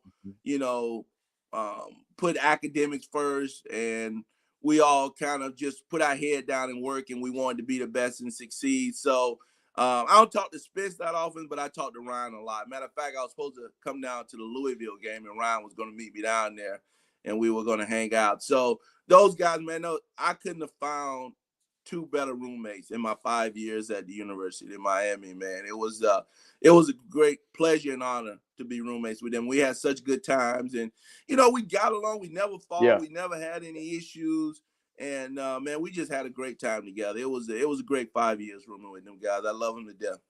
When I think of great roommates, I think of that room because you guys hung like thieves. I mean, thick and thin. I mean, you guys are always together. Obviously, Spence had the car at first. Yeah. The only car, the CRX. We talked about that last week. Everybody even though Snasty got to sit in the CRX, everybody obviously had to clean it out, maybe Clorox it a little bit. But He had the car, and then I think you had. Let me make sure I got this right. Did you have the red Toyota Camry? Was it red? Corolla. Maroon Corolla. Toyota Corolla. Yeah, I had a Toyota Corolla, and it got broken into probably about 5 times in Miami. But it was it was a good, reliable car. I never wanted a car because I come from a single parent. My mom was a school teacher, and she just couldn't afford it. So I said, "No, don't waste your money." And she's like, "Nah, you got a scholarship. I don't have to pay for you to go to school. I want to get you a car." So my sophomore year, she bought me a car, and I'm like, "Mom, don't let the repo man come down to Miami and get my car. Make sure you pay on it." So I We'll kill you in the locker room. We'll kill you in the locker room. It was like $10,000 for that Toyota Corolla, but it held up, man. I kept that Toyota Corolla to my 3rd year in the NFL. Wow. And finally, my 3rd year, I'm like, I think I'm going to stick this year, and I'm making a little money. I traded it in and got a Lexus. But, yeah, Spence had the little CRX with the system in it. Yes, and everybody. But we had a great time, man. We had a good. It was a family environment, man. It was I couldn't have asked for, like I said, better roommates, and somehow they paired all 3 of us together. We had Terrell too, and but he left and transferred. I think he went to Florida. Yep. So it just became the 3 of us, and we stayed together for all 5 years. Now who had the room by themselves when TJ left? Was it you? No, we had a was it? No, me? we had. It was 2 and 2. Yeah, it was 2 bedroom. And I think I you forget did. Who had the bedroom by themselves? I don't know. I forget. Hey, you can tell the real secret too. Let's be honest. There's something I want to ask you about. What was in Ryan's briefcase every day? Because I don't think it was books in there. I think Ryan was just screwing with us. He had a briefcase, Gary. He would walk around campus like he was the smartest man in America. I think, tell the truth, it wasn't nothing in Ryan's book bag, was it? I don't know, man. McNeese is something else, bro. He's he was something else. We between Spence and his shenanigans, man.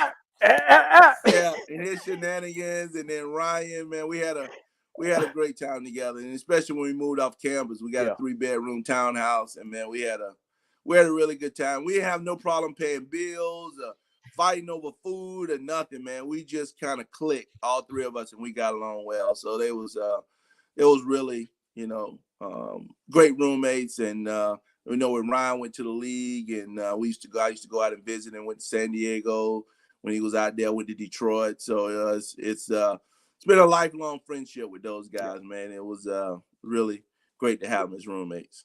It was great 5 years in Miami, man. If I could rewind the hands of time, I'll go back and do it again. You see all these players today getting this NIL money, man.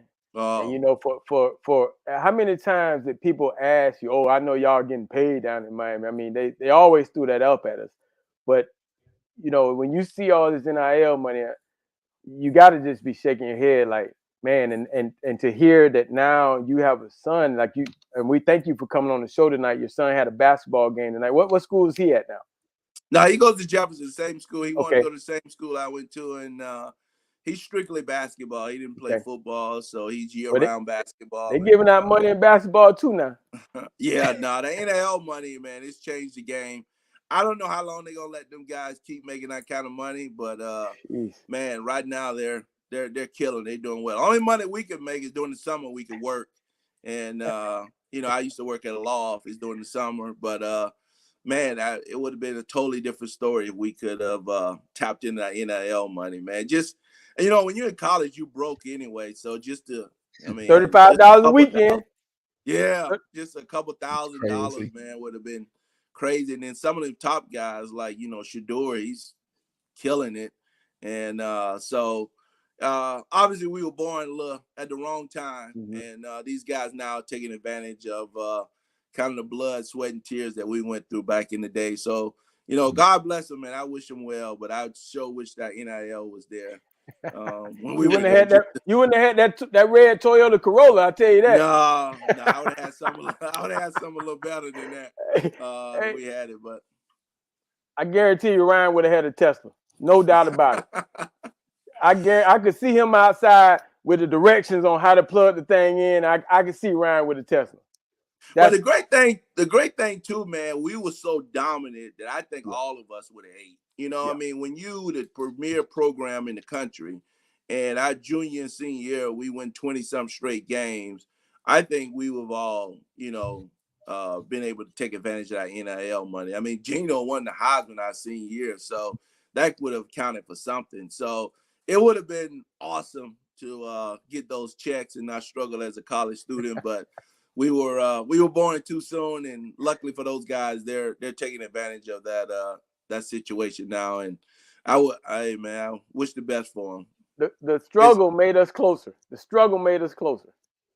Yeah, it did, and I mean, we wasn't poor college students because the weekend check money helped, and then the off-campus check helped. Yeah, the off-campus check they gave us help, so we wasn't poor, but the NIL money would have really came in handy. We would that would have been some good little money to help out. But you know, it is what it is. We had a good time. It was a really great recruiting class we came in with, and man, I think we put our mark on that program. If you look back at what we did junior and senior year, really is unmatched. And I wish we could have capped it off in the Sugar Bowl and went back to back, but it is what it is. I think our record speaks for itself. To lose one game in 2 years, and that one game was our last game in the Sugar Bowl, I think it's pretty impressive. You know, when you look back on your career, and you look back at all the time, you know, we spent there on Green Tree. You know, what thoughts do you have when you look at this program now and how it's been going over the last couple of years and where they are now? You know, it's tough watching the program struggle. It really is. It's tough to see 5 losses. I think we lost 4 or 5 games in 5 years. Yeah, 5 years while we were there. And then, like I said, our junior, senior year, we lost 1. So it's tough to see the program struggle. But I think because Mario came in with us, he came in our recruiting class, I think Mario knows the Miami way, and I think Mario will turn it around. I think he's a couple years away. He's getting good recruits, and so I think we'll be back, maybe not to where we were before, like a dominant force, but I think we won't let the North Carolinas and, you know, these Louisvilles and these teams beat us, you know, I mean, Georgia Tech and, like, you know, those guys, man, we would have been out of halftime on those guys. Like we would have been sipping Kool-Aid with our shoulder pads off in the third quarter against those guys. So I think Mario will bring the program back. I think he knows what the program needs, and it's tough to watch now. But I think give him a couple years, I think we'll be back to the old Miami, the old U. Well, I tell you this, man, it is so great to see you, man. I haven't seen you in a while, bro. You got to come back down, man. I know you were supposed to come back to Louisville. We were looking forward to, you know, seeing OCB and talking about the old days and just so many great memories, man. But it was awesome for you to come on the show, and we definitely appreciate it. And I come out to Tampa, man. Definitely take my call, man. Don't egg me now. No, thanks for having me, man. Yeah, I'm gonna get back down there. My son is year round, and I coach his travel ball basketball team, so he takes up a lot of time with basketball. So I'm gonna get back down there, man. Me and Ryan gonna come down there and hang out. But yeah, thanks for having me, man. It's always good to reminisce on the old Miami days and catch up. And it was a great 5 years of my life, man. And hopefully these Canes get back to where we were when we were there. Well, I appreciate you coming on. And oh, by the way, when I came to Tampa, boy, your brother used to hit me up relentlessly. That was my guy. But thank you so much, man. Tell everybody I said hello, man. And it's so great to have you on. And I appreciate everything. You know, classmates and a brother for life. Canes for life, my brother. All right, man. I appreciate y'all having me. All right. Great seeing you, Coleman. All right, let's bring the voice of the fan, Bruce Warner, back and kind of pull this whole night together here, guys. So, just a quick comment. I think I know who broke into his car. If you look at the comment section, there's like 16 in a row.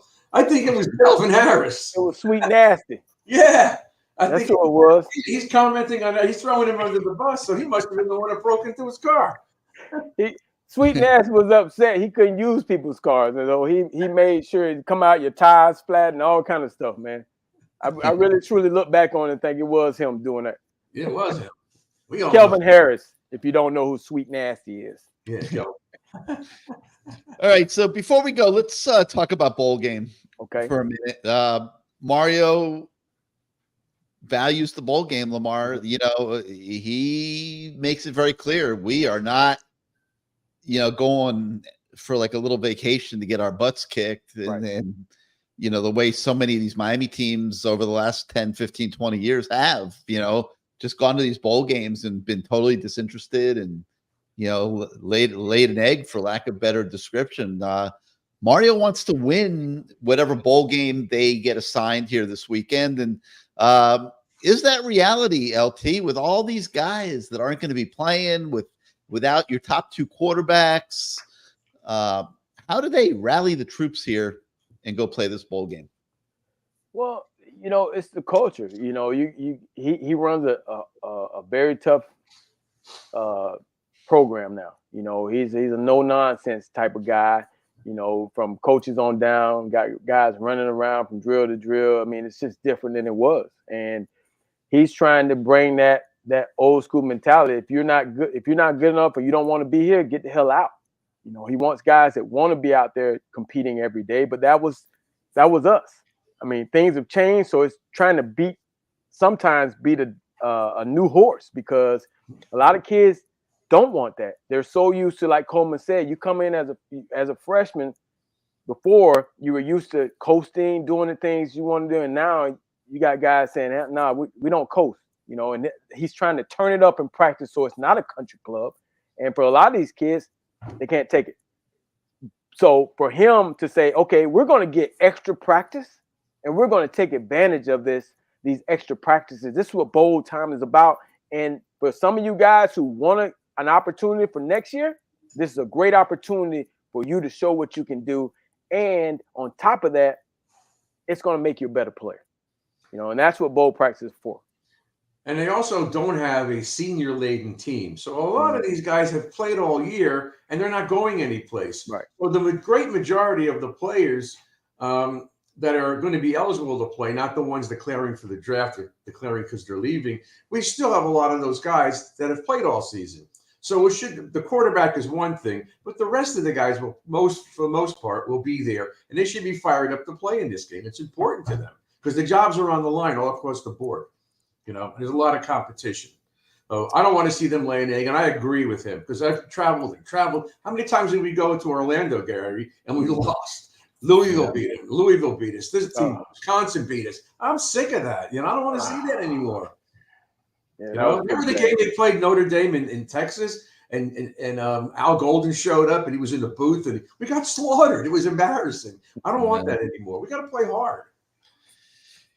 And then let's just touch on recruiting. The coaches hit the road on Friday, basically a 3-week blitz to signing day, a little less than 3 weeks. LT, you've been a college football coach for many years. And what is this moment like here for these coaches now as they get ready to go try to close on a recruiting class? I mean, this is something that's you know, this is year round for these guys. You know, this recruiting has come a year round deal. You know, this is what some of these guys are there for. You know, your head coach, he puts a lot of stock in recruiting. So, you know, they're hitting the road. They're trying to do what they can. And for some of these guys, it's not saying that they're bad recruiters. Sometimes it's the area you get. You know what I mean? If you get a bad area, it's not a hotbed of recruiting. You can't be considered a bad recruiter because sometimes you're a good recruiter. And then sometimes the bad recruiters get in there to a hotbed and they don't do the good job, or they do the good job. I mean, it's a crapshoot sometimes. And they wind up with Lamar Jackson. There you go. There you go. Well, you know, it is a year-round. It wasn't bad. It is year-round, though. I mean, you know, you look at this Justin Scott flip from Ohio State tonight. I mean, you're talking about they've been recruiting that kid probably 8-9 months. For the last 4 months, they've had to like re-recruit mom and finally get to the point where mom gave her son the blessing to go to Miami, and which he wanted to do all along. I mean, every recruiting battle comes with its own challenges. And Gary, I can tell you this: as a recruiter, your main focus is to identify the decision maker. And once you identify that decision maker, you could care less what the other person says. You're all about making sure that decision maker, you have to identify that person. That's the person who's going to help you seal that deal. If you don't talk to them, then you ain't sealing the deal. You got to figure it out. And sometimes it's the kid, sometimes it's the dad, sometimes it's the uncle, the drunk uncle that's out in the garage is talking crap about you. And then it's the mom sometimes, so you have to identify, and that's who you have to go after. Gary, anything that you could tell us about possibly flipping Blunt from Florida State, or it's something that you just don't know? I mean, that's always going to be a possibility, but that kid, I don't see it. I don't see them putting the effort in there. I mean, he's rubbed too many people the wrong way, from the way he handled the flip to Florida State to coming down here and, kind of like making a joke of being at a Miami game. I don't see them putting the effort in there and worrying about that one. They're doing plenty well in other areas and getting Justin Scott and other guys. So I don't know. I personally don't think that'll happen. And I tell you this, for a lot of these kids, they don't understand. And I told a couple of them, hey, don't play the games, man. This is your opportunity to grow up and be an adult and be up front. Don't play the games, because you're messing with our livelihood as coaches. And check this out. I could see you somewhere else. Your name could come up on the board somewhere. Don't want him. So be an adult, do it the right way. Don't play the games, and enjoy your recruiting process. But, like you just said, that guy screwed his chance of maybe coming back to Miami because playing the games. And a lot of these guys, they get this opportunity and they screw themselves. Yeah.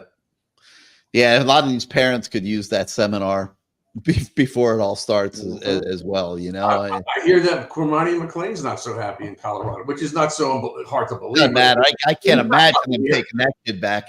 I can't even think about Mario going and taking that. But see, that's what I'm talking about. The way he acted, the way he handled it, that wasn't the correct way. If he handled it a better way than that, then he has the door open.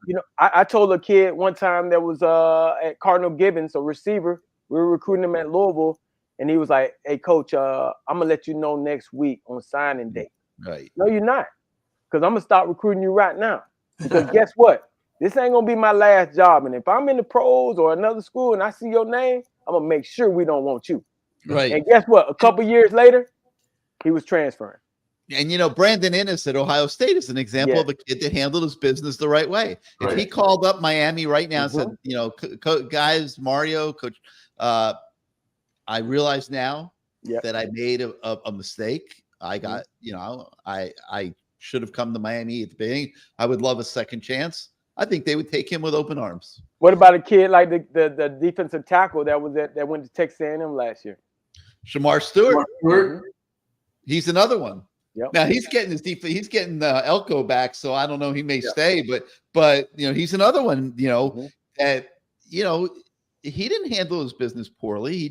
He got a deal from from Texas A&M, and he took it. And if they called up and said, "Hey, I'd like to come back," I think they would consider it. Hey, the big question I got: did his high school coach get a deal too? Because he seemed like he was more excited. He had a handler, yeah. He had a handler who absolutely got a deal. There's no doubt about it. Hell, he still might be out in Texas A&M, College Station. Yeah, no doubt. All right, guys. Well, great show tonight, and it's going to be interesting to see how all these things play out. And you got recruiting, you got the bowl game, you got. So we're going to know what Sunday night, what bowl game we're going to? Should know by Sunday, yeah. By Sunday, and we probably should have a bowl review, and then close out. Yeah, we'll take a look at what's going on. We'll figure it out. We'll probably come back and do one more show at some point here this season, for everybody. And then on Wednesday next week, we'll already know it'll be after whatever the date was, the 5th or the 6th. We'll know guys that have declared. So we'll have Yep. more to talk about. Yeah. Yep. Yeah. So there'll be a lot going on here the next few weeks, and it'll be exciting to watch and see how the Canes do. So let's thank everybody. Thank Coleman Bell, for starters, for coming on the show. But we got to thank all of our sponsors. CaneSwear, of course, the largest Canes store ever created at 2655 South University Drive in Davie. It's holiday shopping season. They'll have all kinds of specials for you. Make sure you get yourself on over to CaneSwear if you live locally in South Florida. If not, you could shop at caneswear.com. Make sure you buy all your Canes friends and family members some Canes gear for the holidays this year from CaneSwear, and they got a little bit of everything: t-shirts, jerseys. I have everything. Hoodies. Yeah, exactly. Like if you want it, they got it at CaneSwear. So make sure you check them out. We got to thank Williamson Cadillac, where LT goes and buys all of his great automobiles. The Florida Beach Bowl, December 13th at Drive Pink Stadium. First year of that bowl game for historically black colleges, and it's being run by a former Cane, A.C. Tellison. The law firm of Bratson and Faxedomo, where everybody needs to go immediately if they ever get in any kind of trouble and need some aggressive representation from a couple of skilled criminal lawyers. They will hook you up for sure. And then Life Athletics, Los Spadas, yes. And Life Athletics, where the guys can go get themselves in shape in an environment that is unmatched with CrossFit with all the ladies. Basically, the ratio is, what do you say, Lamar? Like 8-2, eight women, 2 guys. Eight women. Don't forget, LT, I'm single now. Ask your wife to make sure I get bruised up if I go there. Yeah, man. All right. You just go, Bruce. Right on over there. You know where it is over there in Cooper City. You're familiar with the neighborhood.